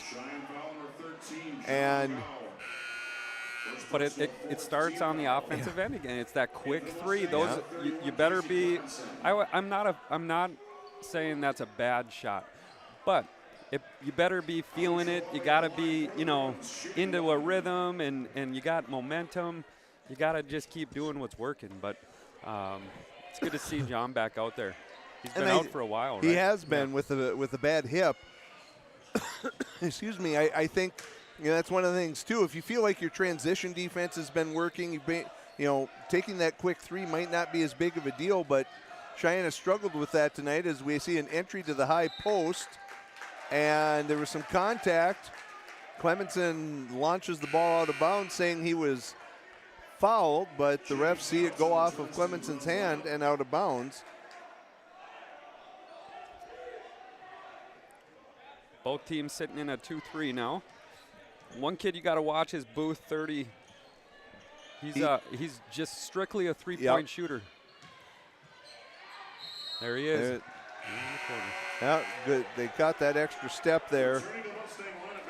Interesting thing about Booth, he's shot 33 threes, and he's 0 for 3 from 2. That's my kind of stat line right there. That is. Yeah. That was like my 1 year in college. That's what it was. Just all threes. I didn't shoot it as good as he did, though. Good patience by the Mustangs, breaking the press. Now it's that issue. Can you set up? Good hands there. Looked to be Shambaugh got a hand on it. As they looked like they were trying to set up into something, but unable to do so as Trawali drops a three, and this one's getting out of hand here for the Mustangs. And down 14 with 9 minutes, just under 9 to go in the first half. This is where it can get pretty dangerous quickly as we see Sully Irie drop one in. Little floater from just inside the free throw line.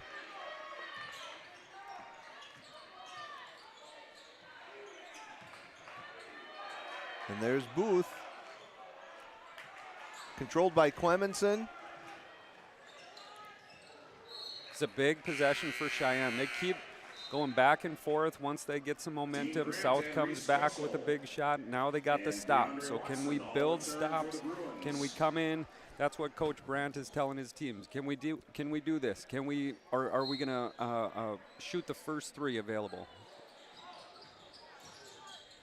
As Deere gives a little pump fake, tries to go baseline. Ref's gonna say he dribbled it off of his leg, and a turnover for the Mustangs. That issue that has kind of plagued them throughout the year. Just they'll go through stretches where they really take care of the ball well and they really are focused, and then they'll go through those stretches where they turn it over on poor choices or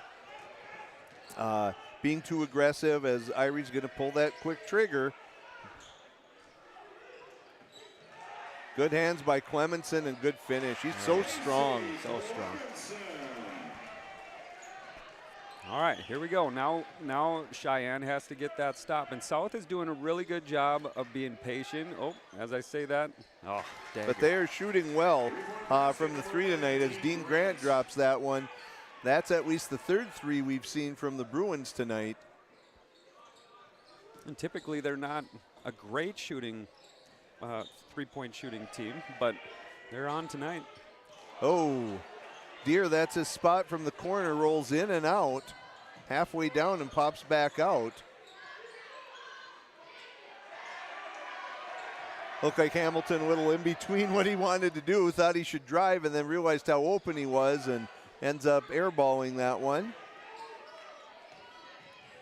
Good drive by Clemenson, but unable to convert.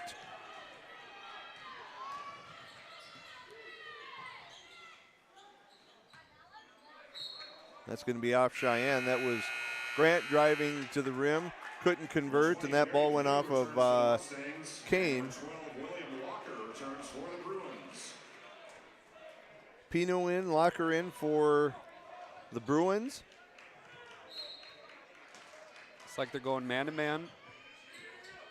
That's twice they've gotten really good looks for Hamilton on that, and they're going to get Hamilton on the push on that rebound, but that was 2 times Hamilton's gotten really good looks near the rim on out-of-bounds plays. And that's his second personal. Now, this is a spot that South doesn't want to be in. No, you have to make that decision. Either have to sit him for a while here, maybe to the last couple minutes of the half, or you ride the or you run the risk of him picking up a third foul. An interesting move by Coach Hendrickson. He goes right to a 2-2-1, which naturally slows the game down. So he's trying to buy time with Hamilton on the bench. Deere pulls the trigger, unable to convert. 3 Mustangs go up for it. Bryce King comes down, the soft left hand. Now they're crashing the glass. That's what you got to do, especially with the big rebounder on the bench. This is a big stretch for South and Cheyenne. They got to use this momentum again. Both teams continuing to play that zone. Kegba with the rebound and throws it away to Deere. He was trying to get the ball to Grant. Up the floor to Barry Pinu. Cut off on the baseline by Locker. And Clemenson goes to the rim. That's going to be the, I think, 6th team foul on the Bruins here. So Cheyenne will be in the bonus the rest of the way. And that's Locker's second. Always that fine line between aggressiveness for your defense and kind of recklessness. And team fouls starting to pile up a little bit here for the Bruins as Clemenson converts on the front end. Trewally is in, and that's probably going to mean Locker is out. So this is a time where if you're Cheyenne, you need to kind of make some hay. You got Hamilton on the bench. You got Locker on the bench. You need to take advantage of that, see if you can trim this, to that 4 or 6 point range before halftime. You certainly don't want to go in down double digits at halftime as it's now a 9-point lead for the Bruins. This is a big stretch. Like you said, we're going to take a note. Six minutes left, down 9. Let's see if they can cut this under 5 with about 3 minutes left, and then they're in business a little bit.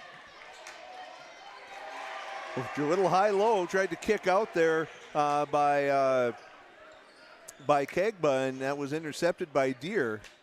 And they're still looking to get it inside, and Kegba's going to pick up that foul as they look to continue feeding Bryce Kane.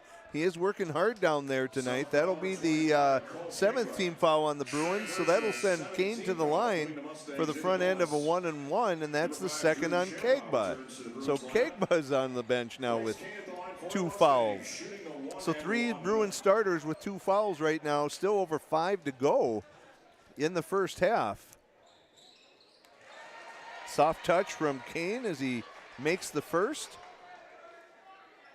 You can just see Bryce getting more and more comfortable as the season goes on.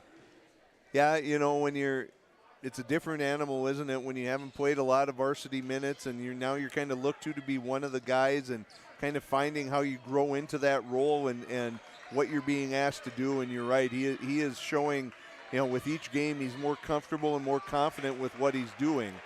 South throws that one away. They miss Bile. He was wide open. and Gao pulls the trigger. He's unable to convert. Great rebound by Deere and pass to Bile and a good finish, and that brings it to 6.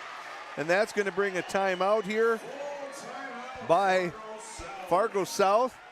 The lead is 26-20, 5:09 to go. We'll be right back.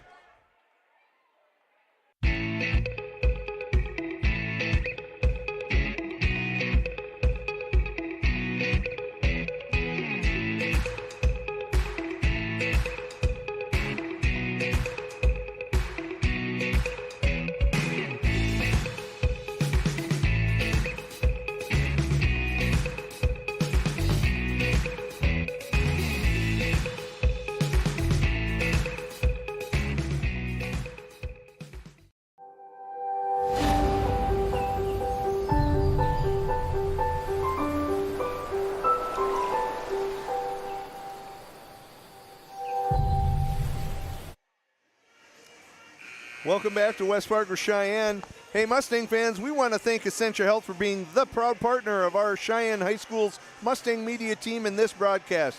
Essentia Health, care close to home. So, Kenyon, we talked about a minute ago that Cheyenne had a great opportunity here with 3 Bruins on the bench. They had cut that lead under 10. Now they've got it to 6, and you had said, at 3 minutes, if they could get it to 5 points or less, that would be a very promising sign for the Mustangs, and they look to be on their way towards that as the Bruins bring it up. It looks like Cheyenne's in a little 1-3-1. Biles on the bottom. A little matchup, 1-2-2. They've had no problem getting that ball into Kegba, but he hasn't wanted to take on Bryce Kane on the inside. He's been looking to kick it out. That time he kicks it out to Kessel, and Kessel's unable to convert on that corner 3. And we see Barika. That's only the first time I've done that tonight. Barry Pinu is going to go ahead and convert on that one, and the lead is down to 4. As the Mustangs, you can see that intensity picking up on defense as they're really trying to make South work. Quick trigger there from Shamba, unable to convert. Cheyenne controls, and here's a chance to cut it to 2 or 1. And Gao cuts it to 1, and just like that, we have a brand new game as we approach 4 minutes to go in the first half. The tide's turned a little bit now. Cheyenne's going downhill. They're getting stops, and now South, without their inside presence, they're having a lot of trouble getting inside that zone, and now they're missing the threes, and a turnover there with throwing it inside. Ooh. He was feeling it. Yeah. One more would be a heat check, but see, now that one it's not such a bad thing, right? Nope. You know, it's a transition. It was a good open look from a good shooter. They're going to get Kane there, and I think that's going to be his second as Trawali drove to the basket, and he'll go to the line for 2. Coach Brandt claiming that he had his hands up the whole time. Did a pretty good job of selling that, I think. Yeah. But like you said, that last 3 that rimmed out, that's a good look because now you have the momentum. You just scored twice. He just hit a 3.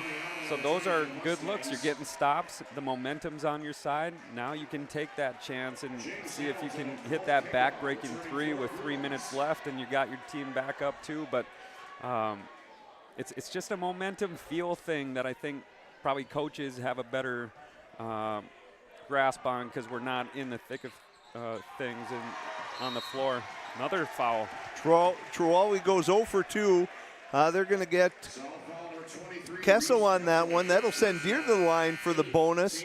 And while you were talking there, Coach, Mike Hendrickson making that choice. He goes back to Hamilton and back to Kegba here, thinking he can't afford to go those last 3.5 minutes without those guys on the floor. That'll be interesting to see if Cheyenne picks up on that and they choose to attack either Hamilton or Kegba defensively as Deere misses the front end. And so it's still a 1-point lead for the Bruins as tempo is pushed there by Grant. Kegba has it stripped away, and now they're going to say Bile got him on the arm. And that's the 6th team foul for Cheyenne now, for the first on Bile. It'll be interesting to see what South does defensively. Are they going to protect those guys by playing a zone? If they go man, who's going to guard Tommy? Like, that's going to be an interesting matchup for this last 3 minutes. It's for most of the first half, Hamilton drew the responsibility of guarding the big man for the Mustangs on the inside, as that one bounces around for Grant but doesn't fall. So we'll see here how they go. Looks man to man. They're going to let Kegba guard Oneman down low.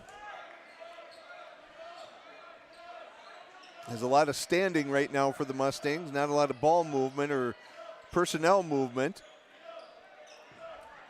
So here we go, kind of a clear out for Pinu. He gets to the rim and an and one opportunity, and that's Locker, who was on the floor also with 2. That's going to be 3 on him, and so that's going to have to be it for Locker for the first half. Booth is going to come in, and Barry Pinu has a chance to extend the first. Well, they had a lead at, I think, 3-2 to start. This will be their biggest lead of the night if Pinu can convert to a 2-point advantage. Pinu's doing a great job getting downhill, and then he's so strong going off 2 feet, drawing that contact and finishing over. He wears the contact well and just keeps both hands on the ball and gives himself a good chance. Good hands by Deere. Pinu looking to finish. Oh, what a great block there by Hamilton. And it comes out to Booth. And it's going to go back the other way here for the Bruins. Booth and Grant playing catch up top. They look inside to Kegba. Nothing happening. Over to the wing to Booth, and you don't want to leave him alone, and he's going to make him pay. And the Bruins draw ahead once again, 29-28, as we approach 2 minutes to go here in the first half. If you're going to play zone, you got to make sure you know where their best shooter is, and you got to kind of shift the zone to that side. And Gao can't convert, but Deere is right there, and one opportunity. I think that's going to be on Kegba. So Deere's going to have a chance for an old-fashioned 3, and that's. Nope, they say Booth got him on that one, so that's Booth's first. 10th team foul for the Bruins. Only 2 minutes left here, but a chance for a double bonus opportunity for Cheyenne the rest of the way. I think Coach Hendrickson thought it was on Kegba as well as he sat him. I think he had that one ready to go, and it looked like, or at least Kegba thought it might be against him, but regardless, Deere converts, and it's now a 2-point lead for the Mustangs, under 2 to play in the first half. Deere doing an amazing job on the boards, especially offensively, just kind of soaring over the top and using his length. You don't want to pick up that dribble like that on the wing, but Grant gets away with it, gets it over to Kessel, and Kessel converts and has a little conversation with the Mustang student section there. I'm sure the Mustang fans told him nice shot, and he probably said thank you very much. I think that's it. Yeah, you're a good lip reader. So here we go. See, they got Hamilton again in on Oneman. I would think this would be an opportunity to try and, if you can, great job by Pinu just getting that shot off. I would think you want to get it to Oneman, see if you could force that third foul on Hamilton, as there's 2 in a row for Kessel. Just like that, a 2-point lead becomes a 4-point deficit. The net hung up on the rim here, and Deere will get that down. Kessel's been struggling a little bit shooting the 3 this year, but obviously found a little rhythm, got going inside out. Those are always the easiest ones to get a rhythm, and he's getting paint touches sprayed out to him, stepping into it, and looks good. Yeah, when that defense collapses and has to try and recover, that's easier to take that shot as Angao misses another. Oh, and they're going to get, it looked like a little forearm there from Bio as he cleared out an offensive foul, player control foul, so that won't. Second personal, 7th team foul. And that's the call that college is really struggling with now. It's a flop or it's a charge. Yeah. What is it? Is it? And I know he went right through his chest, so it's probably a really good call, but still, it's one of those things that in basketball is highly debated. Great job by Deere anticipating, gets out, gets a hand on it, tips it off of Kessel, And so Cheyenne's going to have possession here, 37 seconds. We'll see if they hold for a good chunk of the shot clock or maybe look to get close to a 2-for-1 option here, but kind of tough with that. And Gao tied up there as he looked to drive.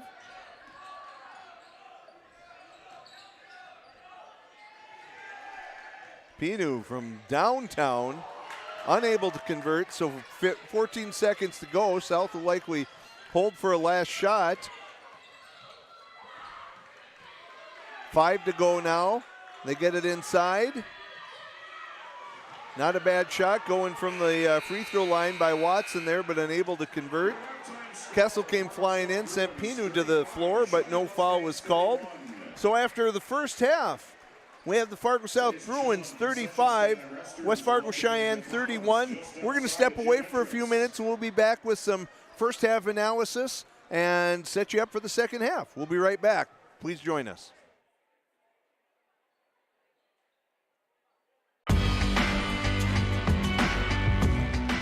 I chose a career in manufacturing because I wanted to come into work and not be at a desk all day. So with my role, I get to be out on the floor and working with other people and then come back to my desk and try and solve some of the problems that they're facing. When people look at a manufacturing plant, they mostly just see line work. But there's a lot more going on behind the scenes that allows you to explore different kinds of network interfaces or problem-solving situations. There's machines and computers and human interface devices that are constantly being innovated into a manufacturing workplace.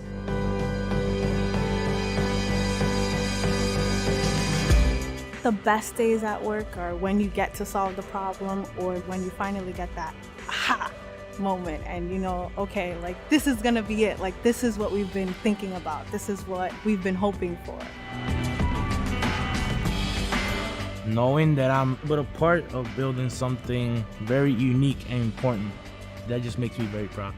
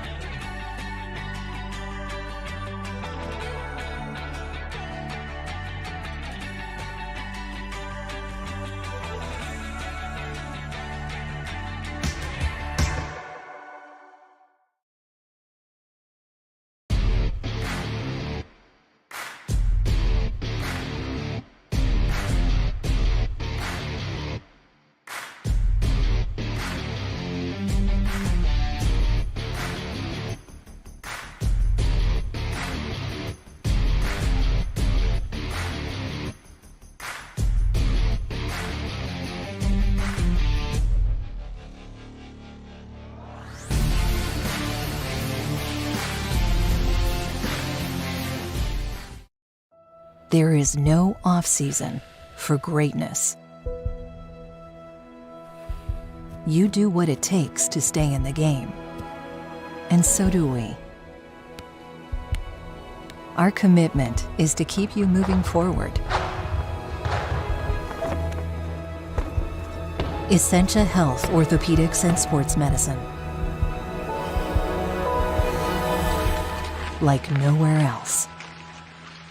At Touchmark, we really take an input from both the community, our residents, and also our team members. And there's something for everybody. It runs the gamut. You have the freedom to participate or not, as you choose.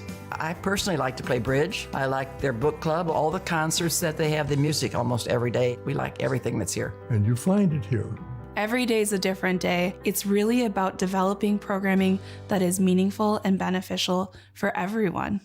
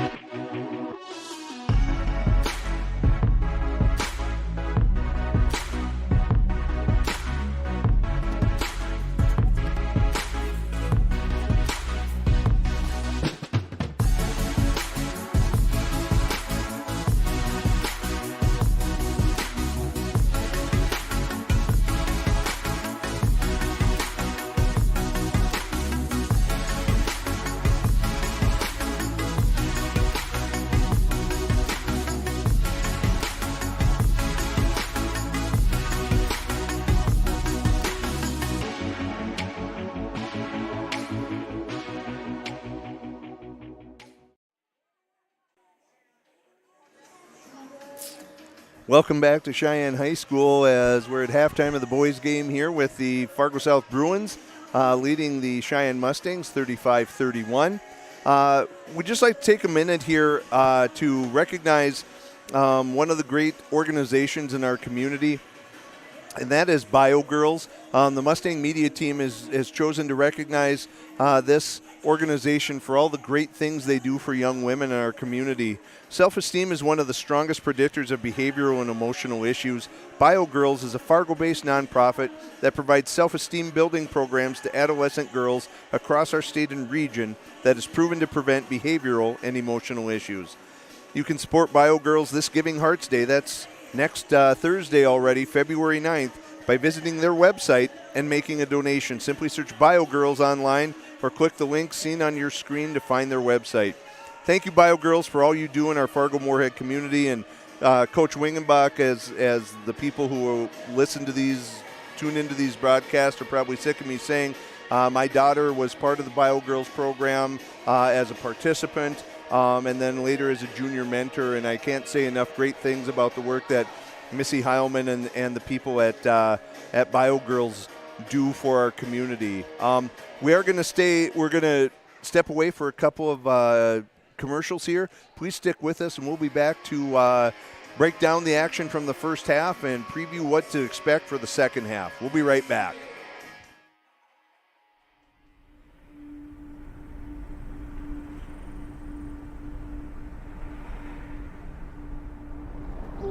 Hey, how was school?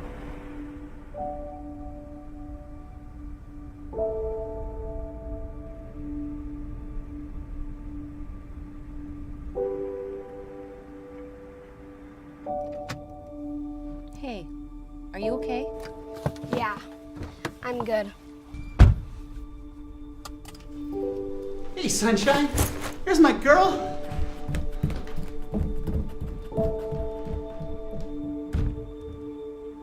Do you want me to try? I don't know. Maybe just give her some time.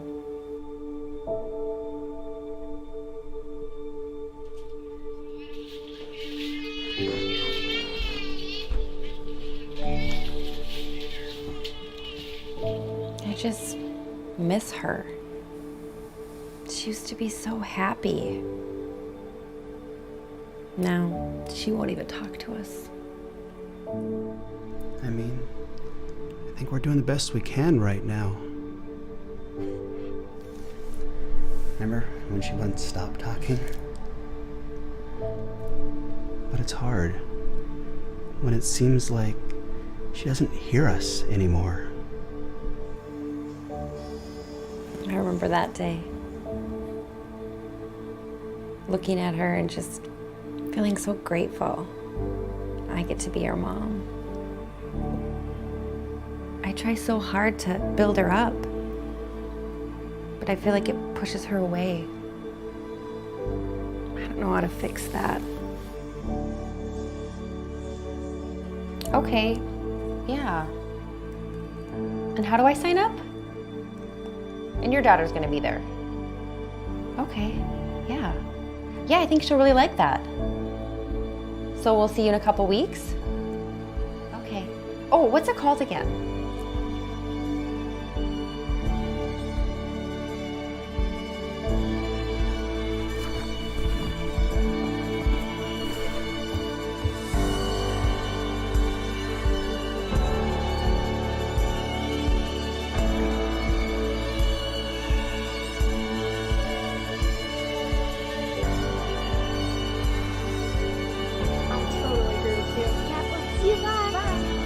Hey, Mom. Hey. Well, you gonna tell me how it went? So good. Today we went for a run and I met this girl named Ella. She goes to the same school as me and I never even seen her there before. Also, the volunteers there make it so much fun. We also made these gratitude boxes where you pull out the stuff and talk about what you're thankful for. Wait, can I go get it? Yeah, of course. I think this could work.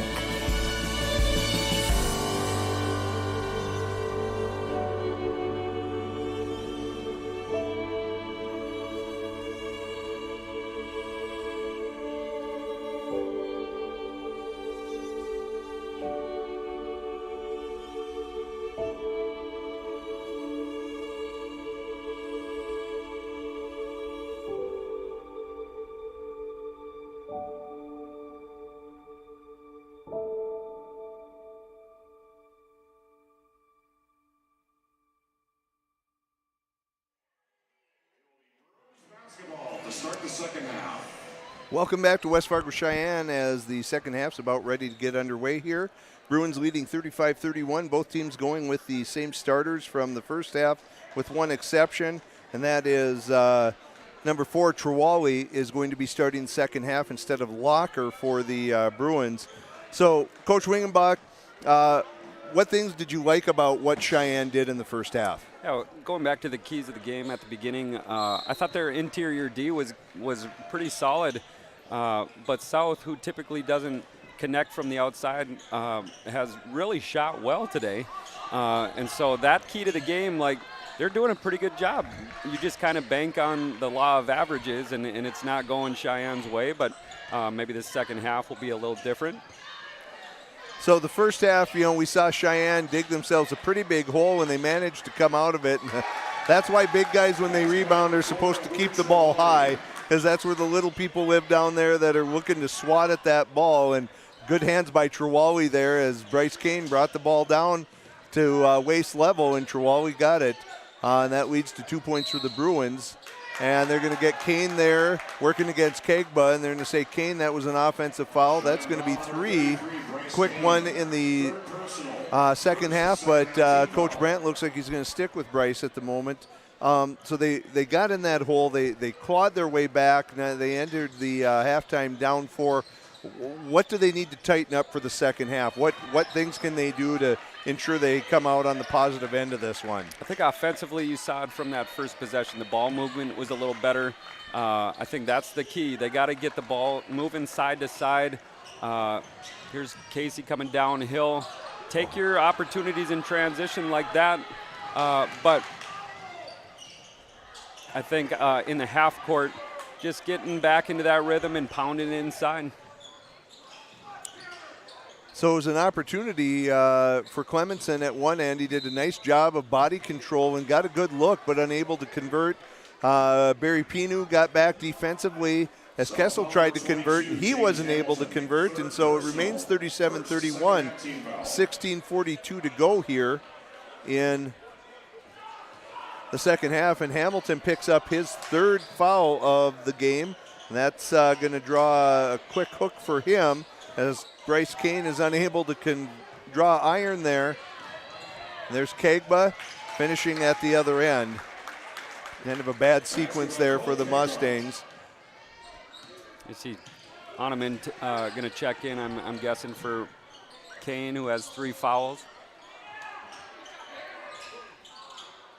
Good rebound by Bile as he rises up, kicks out to Deere, unable to convert, and South going to attack again, and there's going to be a foul on Barry Pinu there as he tried to anticipate, and Trewally, good job attacking, draws the contact there, and that'll be a second team foul for the Mustangs and the second foul on Pinu this game. So Kane and Hamilton take a seat. Kenyon, sometimes these are just ways that games go like that. Good little flex cut there underneath by Kegba, and he throws it away. I would think if you had asked Coach Brandt, if you had told him early in the game as Oneman a good left-hand putback, hey, Hamilton's only going to he's going to have under 10 points going into the second half, and he's going to have 3 fouls and be sitting on the bench. I would think, Coach Brandt would have snapped at that opportunity early on, but here the Mustangs still find themselves down by 6 as Kegba's unable to convert. Yeah, a lot of those role players from South in that first half really stepped up and got him that lead. Great job by Bio attacking the middle, rising up and sinking it from about 6 feet there. It's a big ask as a coach, though, to have those guys play outside of themselves for a whole game. Yeah, right? You can do that for a little bit, but stretches, a half, something like that. But to ask that continually, you're right. I think that's a really big ask. As Trewally attacks there, good control. The left-handed scoop shot up and good. Good defense by Oneman, holding his ground, not committing, and just keeping his hands up, but Trewally still converts, so it's a 6-point lead still here. They get it inside to Oneman against Kessel, And nice job with the left hand by Tommy Oneman. I think Coach Brandt's going to come back to that. It's just a ball screen and roll. They get the ball reversed. They get the ball centered in that alley. And then that high-low, there's just no help for South. They got to keep that ball out of the middle. That's the second time they found Kegba on the baseline like that, coming off a screen on the weak side. And he goes up, and this time he's going to draw the foul from Oneman, I think. I wonder if it looked pretty clean up top. I wonder if they got him with that other hand. Yeah. So Kegba goes to the line.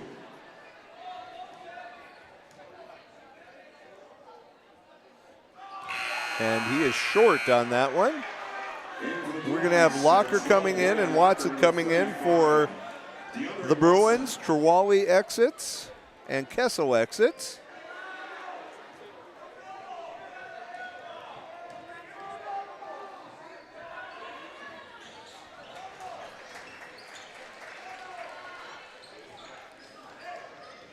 So 1 of 2 at the line for Kegba, and the lead is 5 now. The double high screen there, and Deere gives a good pump fake. Kicks to Barry Pinu, unable to convert. Tommy Oneman active on the offensive glass. Deere comes up with it and converts. You know, I think taking the advantage of that size, you're just going to have to get everybody crashing the glass on the offensive end for the Mustangs, and that's giving you lots of good opportunities until your outside shooting starts heating up a little bit. Yep, and it starts with Deere getting into the paint and playing off of 2 feet. And I think, Casey's been able to get inside. If he could play off of 2 feet, be a little stronger, then those shots might fall or the rebounds will come. Grant dribbles to the wing, pulls up from about 15, unable to convert. I think they're going to say Locker touched that last as Hamilton returns for Grant. And we're going to have a timeout from the Mustangs here, so we'll do the same. Bruins lead the Mustangs 42-39. We'll be right back.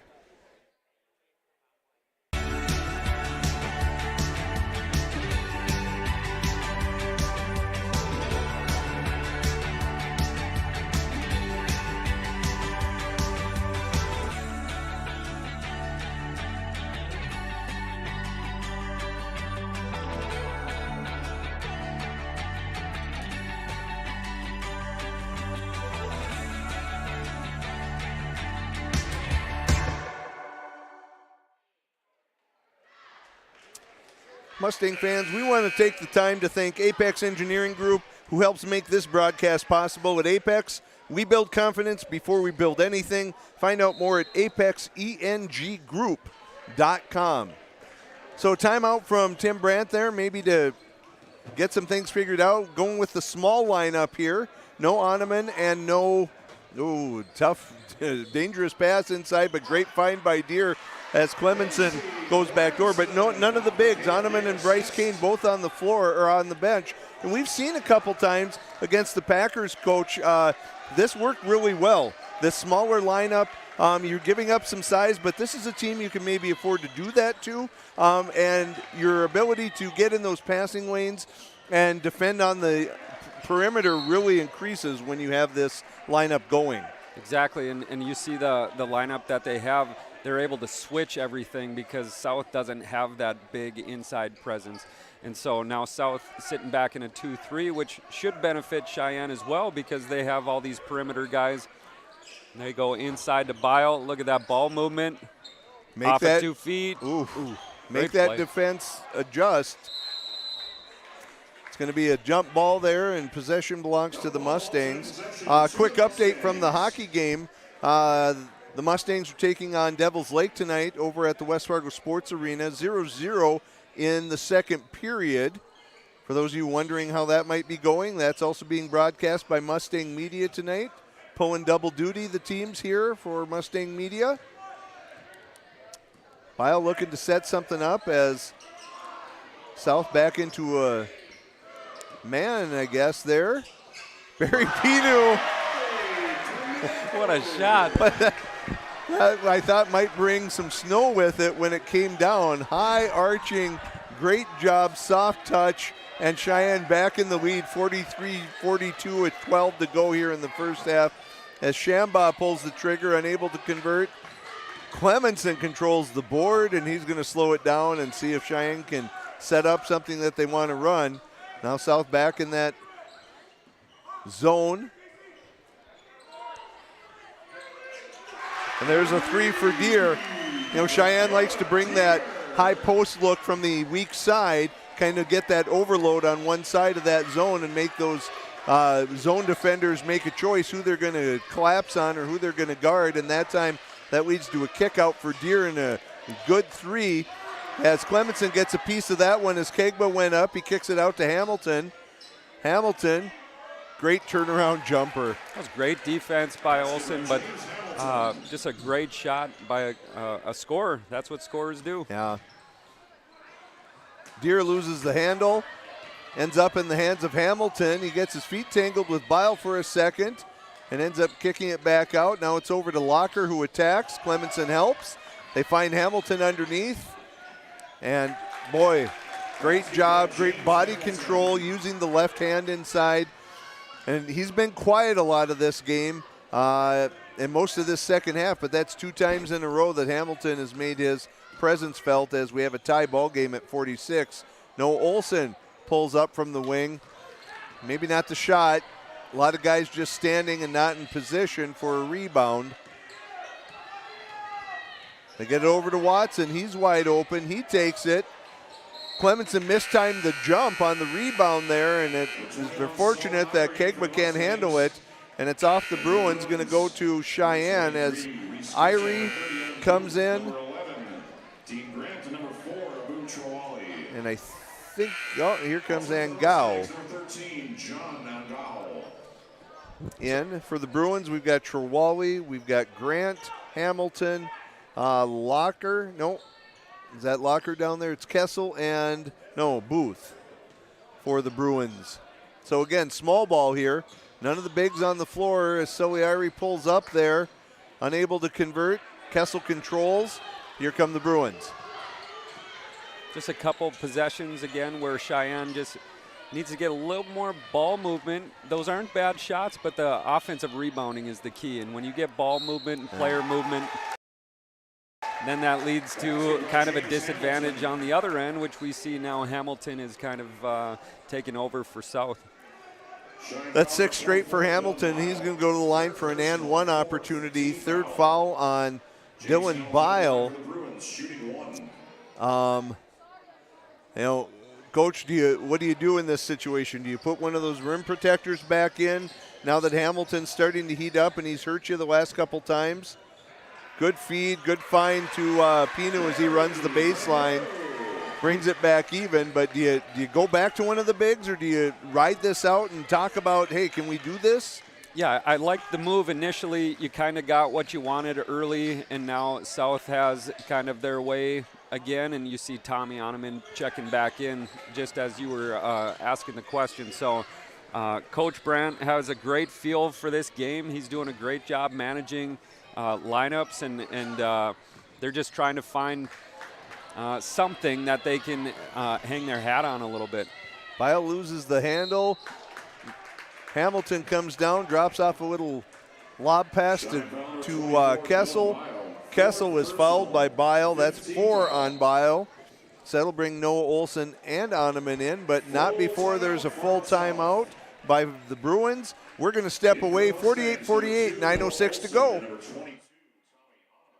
Hi, I'm Micah and I work at Marvin.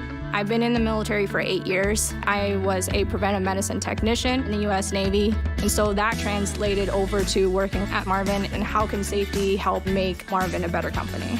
The culture working at Marvin is probably the best one I've worked with other than being in the military. Working together and caring about each other. You feel like you're part of the family at Marvin. Come work with me at Marvin. It's a great place to work.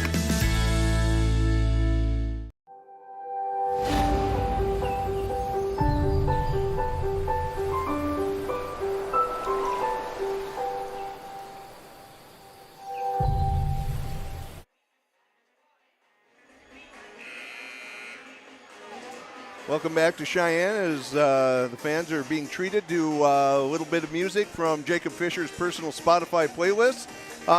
we'd just like to thank all of the people at Bell Bank Mortgage. They're proud to support West Fargo Cheyenne sports, whether you're in the classroom, at home, or both. We hope you're inspired this year to push yourself beyond what you even imagined and never stop learning. Go Mustangs. Bell Bank Mortgage, equal housing lender, and it is indeed true. Jacob Fisher likes to party. All right, so here we are at 48-48, 9:06 to go. Under 10 minutes.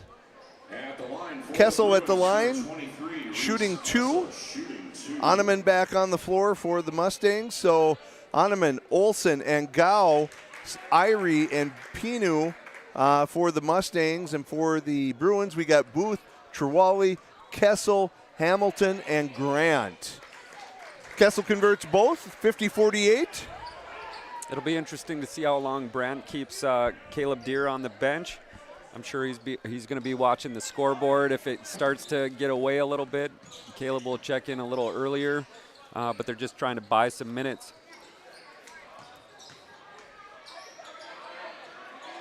Oh, and Gao got a good shot, worked his way inside. Hard to argue with that, but unable to convert. And so here's a chance for South to open up a lead once again here in the second half.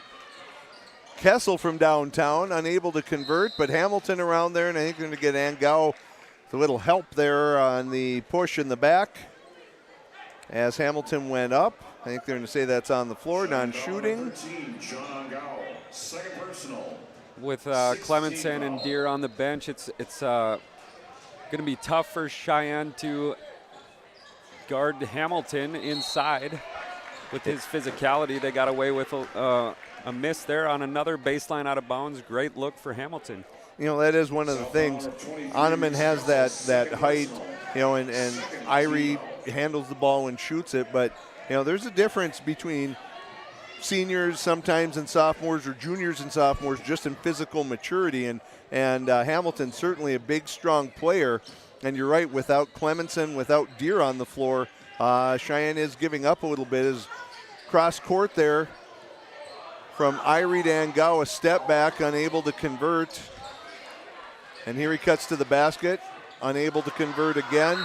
Shot with the left hand. I don't think he needed to. I think he was fine getting to the rim. And that's going to be a foul on Oneman, I think.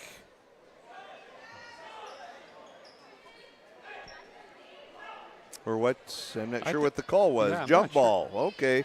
Possession to the Bruins. So Mustangs will get the next one. And here they go zone because of that matchup issue. But now offensive board. If South can get the ball moving, they got it inside to Hamilton, inside out.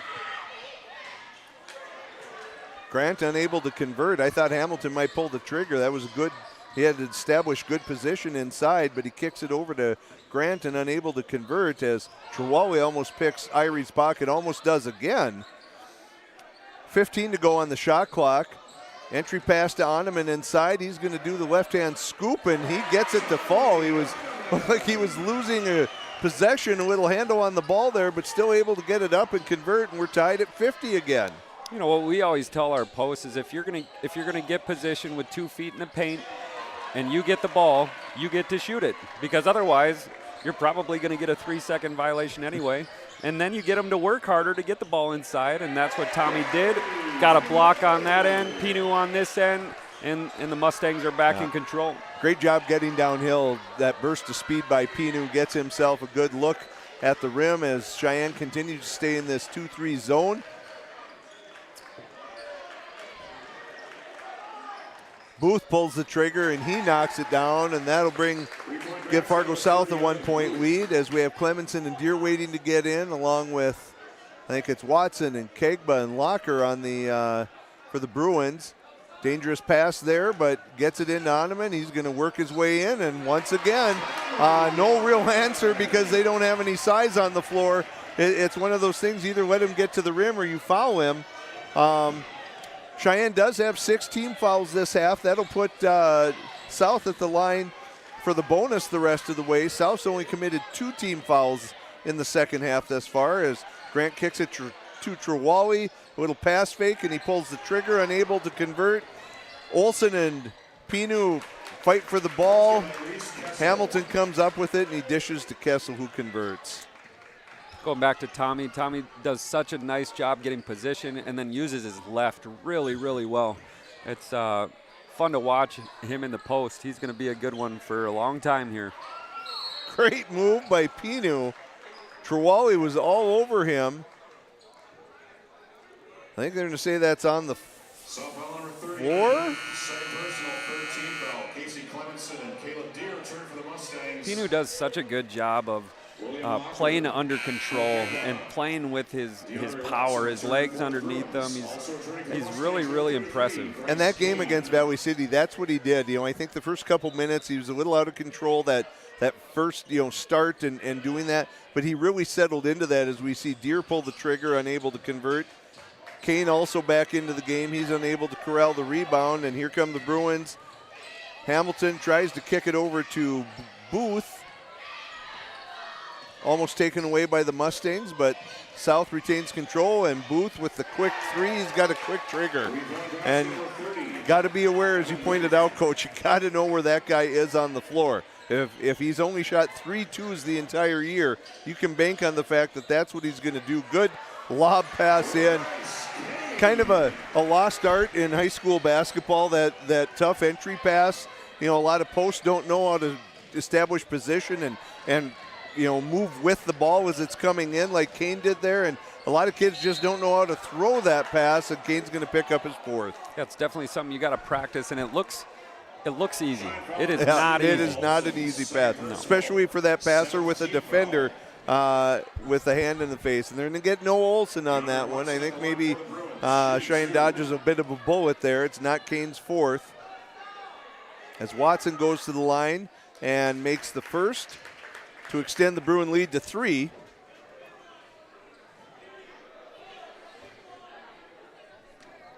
Booth has gotten open in that zone too many times, I'm guessing, for Coach Brandt, as that free throw is airballed. But like you said, Booth is a 40% three-point shooter. That's what he does. And in zones, he's going to kill you if you don't shade towards his side. So South back to a man-to-man as we see that dribble weave look, or that high screen, and Clemenson looking to get to the basket. He does. He draws the foul. So he'll go to the line for 2. And that's Kegba's third. Fourth team foul. Casey Clemenson at the line for the Mustangs. It looks like Grant and Kessel are waiting to enter the game for the Bruins after this attempt, as Clemenson converts on the first. And indeed, it's Grant and Kessel for Watson and Booth. So for the moment, you don't have to worry about Booth, but we know Kessel can make threes. Grant has made a 3 tonight. Even Hamilton has made a 3. So you certainly don't forget about those guys out there, as Clemenson's second attempt is long off the back iron. 2-point lead for the Bruins. We're winding down on 4 minutes here. Good cut and pass by Hamilton. Kegba couldn't reel it in. And they're going to get, is that Deere or Noah Olson there? I think it was Deere. He's going to pick up his first. And that is a 2-shot foul for Hamilton, but that is also the 8th team foul for the Mustangs. So again, South shooting the bonus the rest of the way. Bruins only have 4 team fouls on themselves. And Hamilton misses the first. Oneman's going to come for Kane. It's one thing to keep your eye on for these last 4 minutes is these crunch time lineups. Who do the coaches, it's kind of like chess, right? Who do they have? Who do we have? What do we need? It's a lot of split-second decision-making on the fly, and it's really interesting to see who they put out. Coach, that begs the question, or at least makes me think of it, as Hahnemann struggles collecting it there, thought he was fouled. Clemenson all over the boards, and he is unable to convert. And Kessel finally comes away with it. You said that is a split-second decision, as there's a good pass by Hamilton, and Grant's going to pull up, and he can't convert. and off of Oneman, I think there. You know, is that all the head coach? Do you have an assistant coach that you're putting in charge of that to remind you when your opponent puts a certain player on the floor or, you know, something situational? Is that everything that a head coach takes care of, or do you designate that to someone? It depends. It depends on the coach and what your strengths are. And I think some coaches like that autonomy. Some coaches have their assistants do all the subbing for them. And so I'm guessing then they're the ones that are in charge of those situational lineups. But it just depends. Same thing with like last second shot. Sometimes the assistants are in charge of those special situations. So you see the assistant, it's not because the head coach doesn't know what he's doing. It's because he there's a lot to keep in mind as you're doing that. As we've seen a sequence of bad possessions here for the Mustangs, and it continues as Hamilton pushes, gets the ball to Kessel, and it's quickly a 9-point lead for the Bruins with 3 minutes to go. We're going to take a break here as Sheyenne takes a timeout. We'll be right back.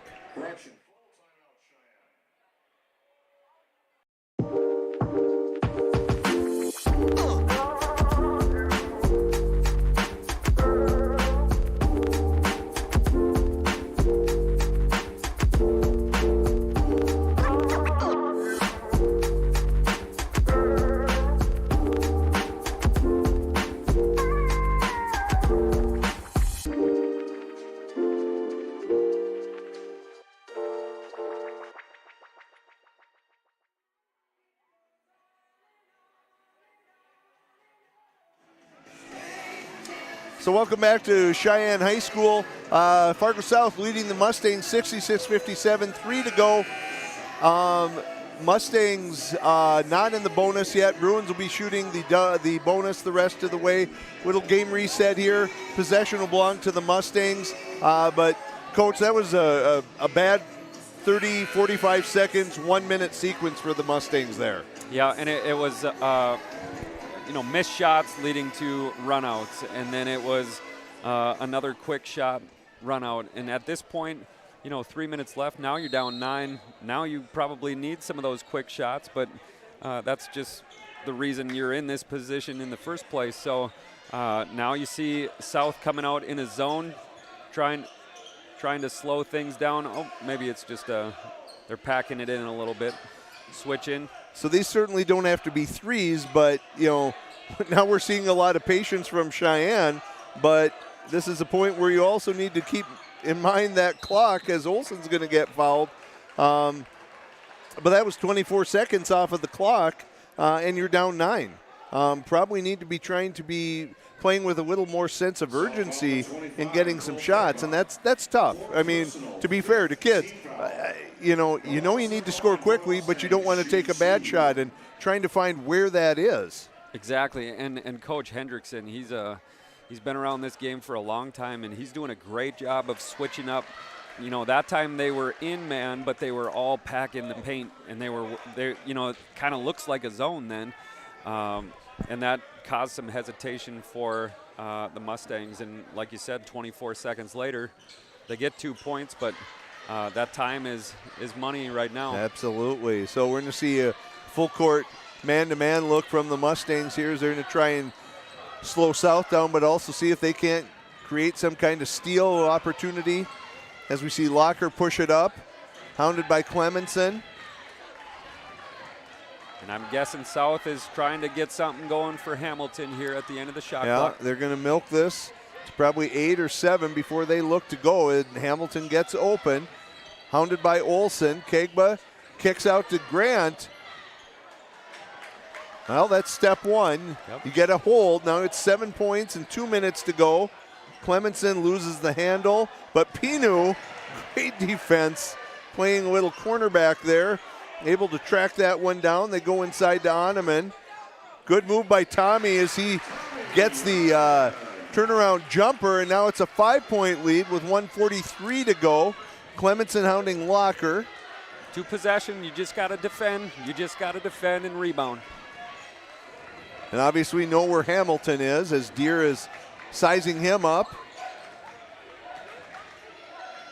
Good job by Oneman being in the face of Grant as he attacked. And so here's a chance for Cheyenne to cut it to 3 or to 2. Again, no need for the 3 as Oneman spots up from the top of the key. Unable to convert, but Clemenson there, and they're going to get a foul on Grant maybe? I don't know. Clemenson did not go up, straight up. He was kind of leaning with that. And they're going to get Kessel on that, his 3rd. 6 personal now on the Bruins, so everybody's in the bonus here the rest of the way.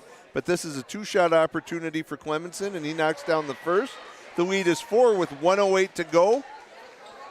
Got to love the confidence of Tommy Oneman, but your 7th 3-point attempt of the year at this time is probably not the right time. But Casey does a great job crashing the glass, drawing the foul, getting 2, and cutting this thing to a 1-possession game. All right, that's a timeout for the Mustangs. They're down 66-63, 1:08. Join us for the remainder of the game. We'll be right back.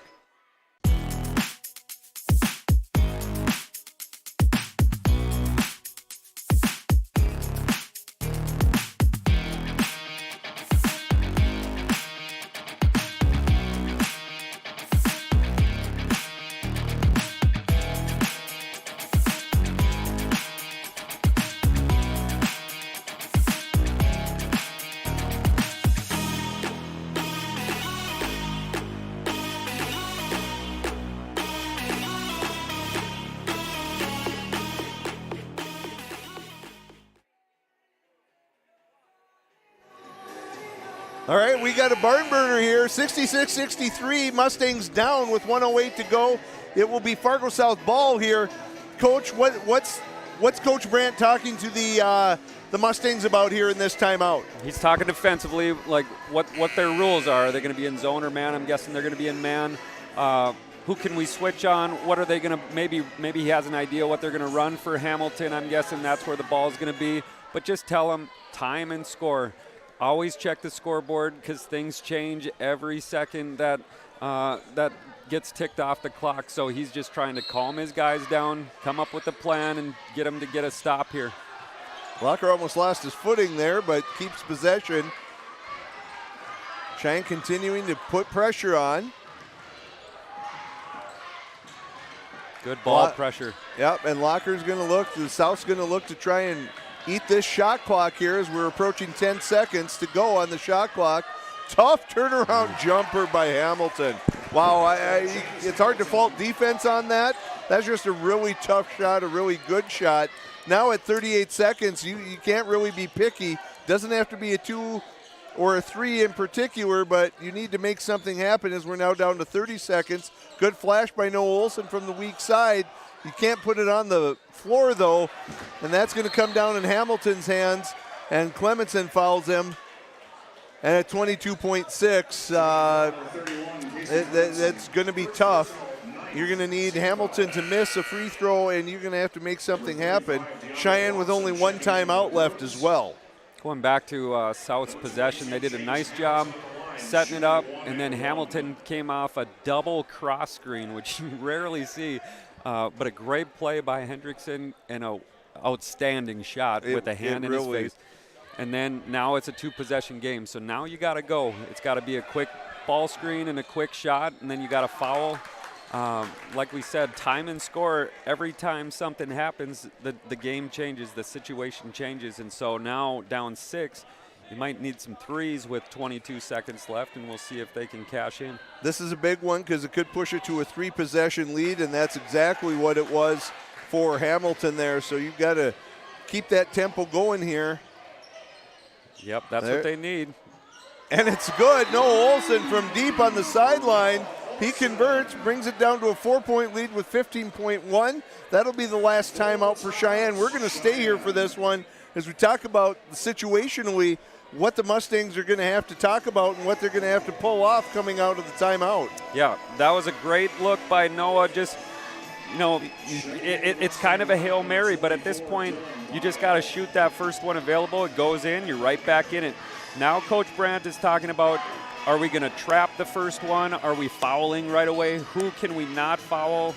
But with 15 seconds, you just got to make something happen quick, and then you got to foul. Like if you can get a quick turnover, you can attack, but fouling is one thing that they're going to be talking about in this huddle.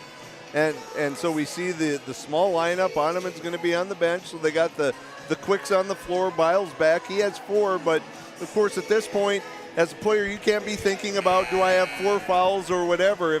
If that pass comes in and I'm the guy closest, I have to commit the foul. That's the only chance that we're going to have to win, whether I'm on the floor at the end or not. Exactly, and Coach Hendrickson probably has a full court inbound play to get the ball to the guy he wants.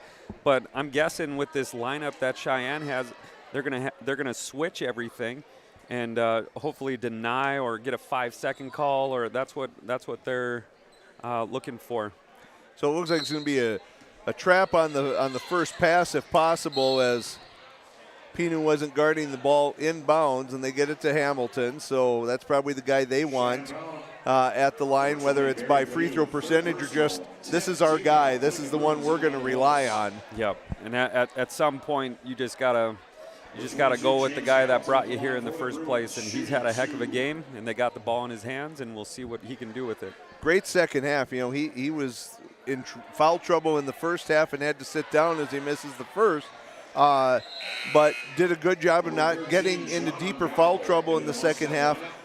Stayed on the floor for the Bruins and was really a difference maker for them in the second half. Yeah, offensively, he's just a scorer. He finds ways to put the ball in, unconventional, but as a coach, you just let him do his thing, and usually it's pretty positive. 5-point game here, 14 seconds. They're doing a good job letting the ball roll. They got to get a quick 3 or 2. All right, now you got to go 3. That was a good play. Like it was, yeah. Pino got downhill. Yeah, it was, 2 possession. You're right. You get that quick 2. A 3 still keeps you in it. But now you're going to have to get that one up because you know that foul was coming right away. And Pino pops it and off the back iron. And that's going to do it as Kegba's going to run this one out. And he's just going to lay it in.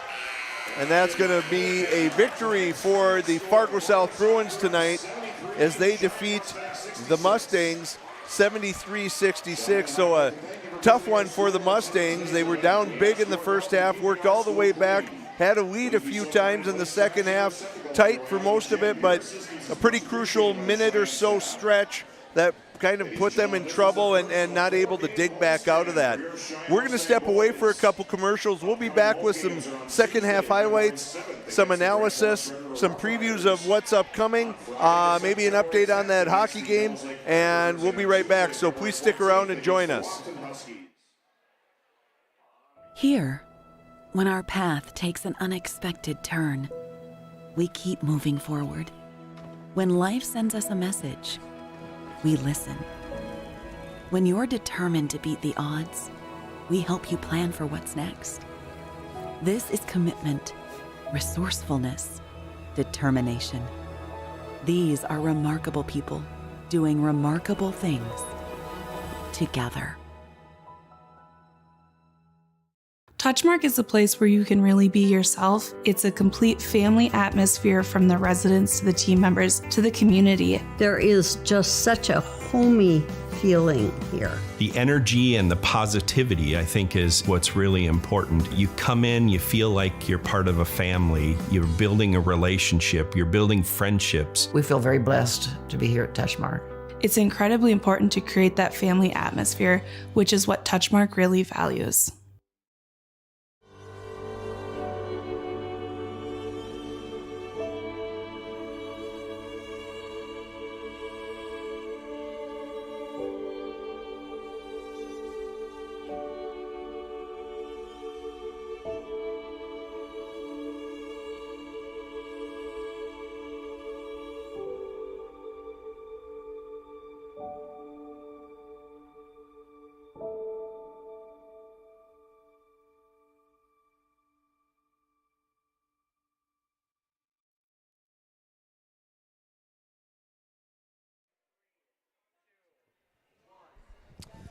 All right, welcome back here to Sheyenne High School as the Mustangs drop a tough one tonight, 73-66. Just real quickly, we're going to update you on that hockey score going on over at the sports arena. Sheyenne is up 1-0 with about 7 minutes to go in the third period. So after you're done with the post-game analysis here, we encourage you to get on over to that stream, and you can catch the finale of that tight contest going on right now. And Jacob's going to go ahead and run some game highlights for you here, and we're going to try and break down some of what we saw tonight here. So, Coach, in the end, tough game for Sheyenne, but what are some of the things we saw throughout the game that were maybe good or bad for the Mustangs? Yeah, I think one of the keys at the beginning of the game was that emotional toughness. How are they going to respond after that loss at Davies on Tuesday?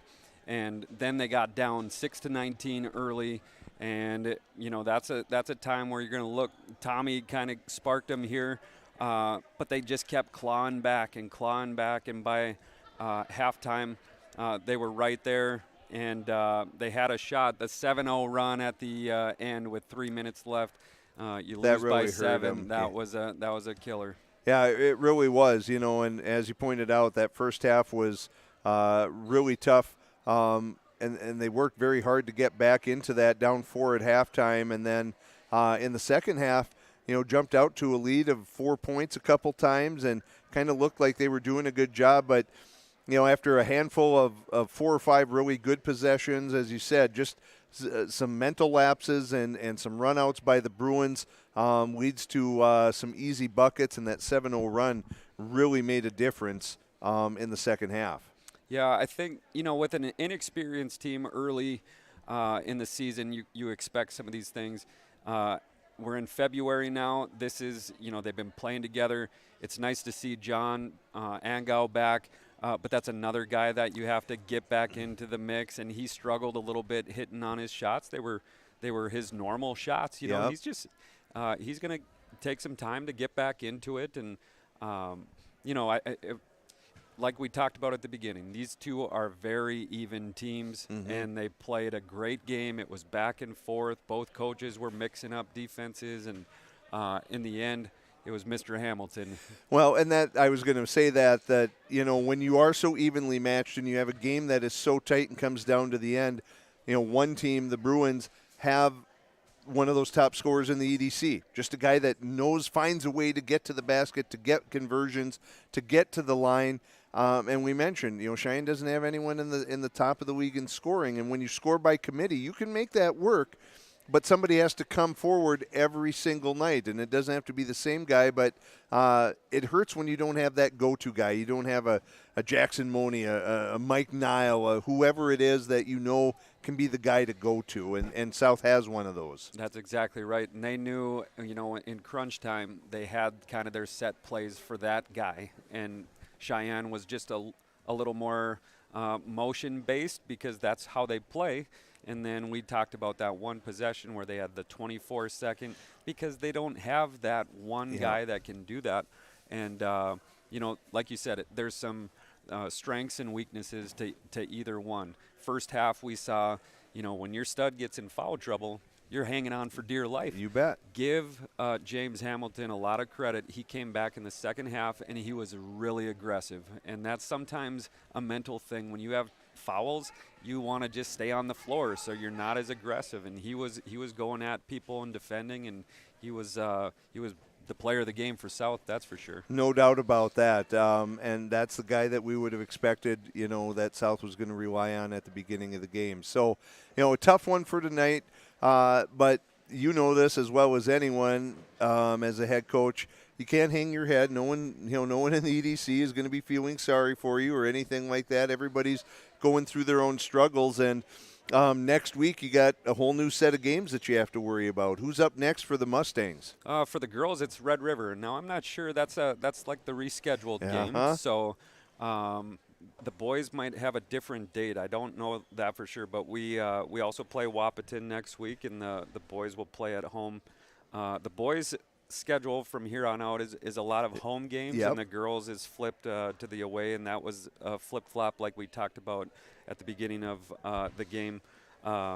And so we'll see if the Mustangs can string some wins together and make a run at maybe that 5-4 spot. The league is just wide open. It's there's a 3-way tie at third. North has had their battles with South this last game, and it's going to be a fun EDC. Well, and one of the things with Horace entering this year, it's a 12-team league, and with that tournament, there's you have to be one of the top 4 or you have a play-in game. And, with especially some of the teams on the boys' side this year, so many of these games have been wide open, or you've seen, splits by the teams throughout the regular season. That, being on that lower half, or the top half, I guess, if you want to look from the seeding perspective, it's going to be important so that you can get a home game for that play-in game. And then, as we look at for the girls, you're going to be in one of the top 4 seeds at this point, unless something really strange happens. You want to make sure you're in that position because you get to host that quarterfinal game in that week of the tournament. But the great thing about basketball and about sports, when it's tournament time, anything can happen. Exactly, and even a team like Horace, who you had talked about, is sitting 2-14. They're sitting number 11. They can shoot the 3, and in tournament time, whether it's March Madness, whether it's EDC, whether it's state, if you can shoot the 3, you have a chance, and you have a chance against anybody. You just got to get hot at the right moment. So all of these teams are scary, including Sheyenne, who shoots the 3 really well and has the 2 6'8" guys. Absolutely. Well, that's going to do it for our broadcast tonight. Jacob Fisher tells me you should like and subscribe and ring the bell and do all sorts of things. Morgan Valvo wants you to check out the Mustang Media MySpace page that she's been working hard on. And just for those of you that are stuck in 2004, you're welcome to join us here in 2023. But if not, you're welcome to check out that. So thanks for joining us tonight. I'm Dan Wolf alongside Kenyon Wingenbach. Thank you very much. Go over and check out the end of the hockey game on the live stream on Mustang Media. Thanks for joining us. Mustang Media is off the air.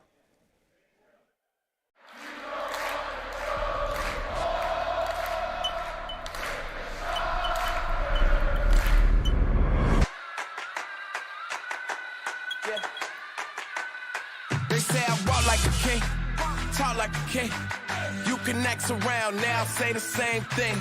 They chasing the fame, they got one the name, but they ain't got what's running through these veins. Make way for the king.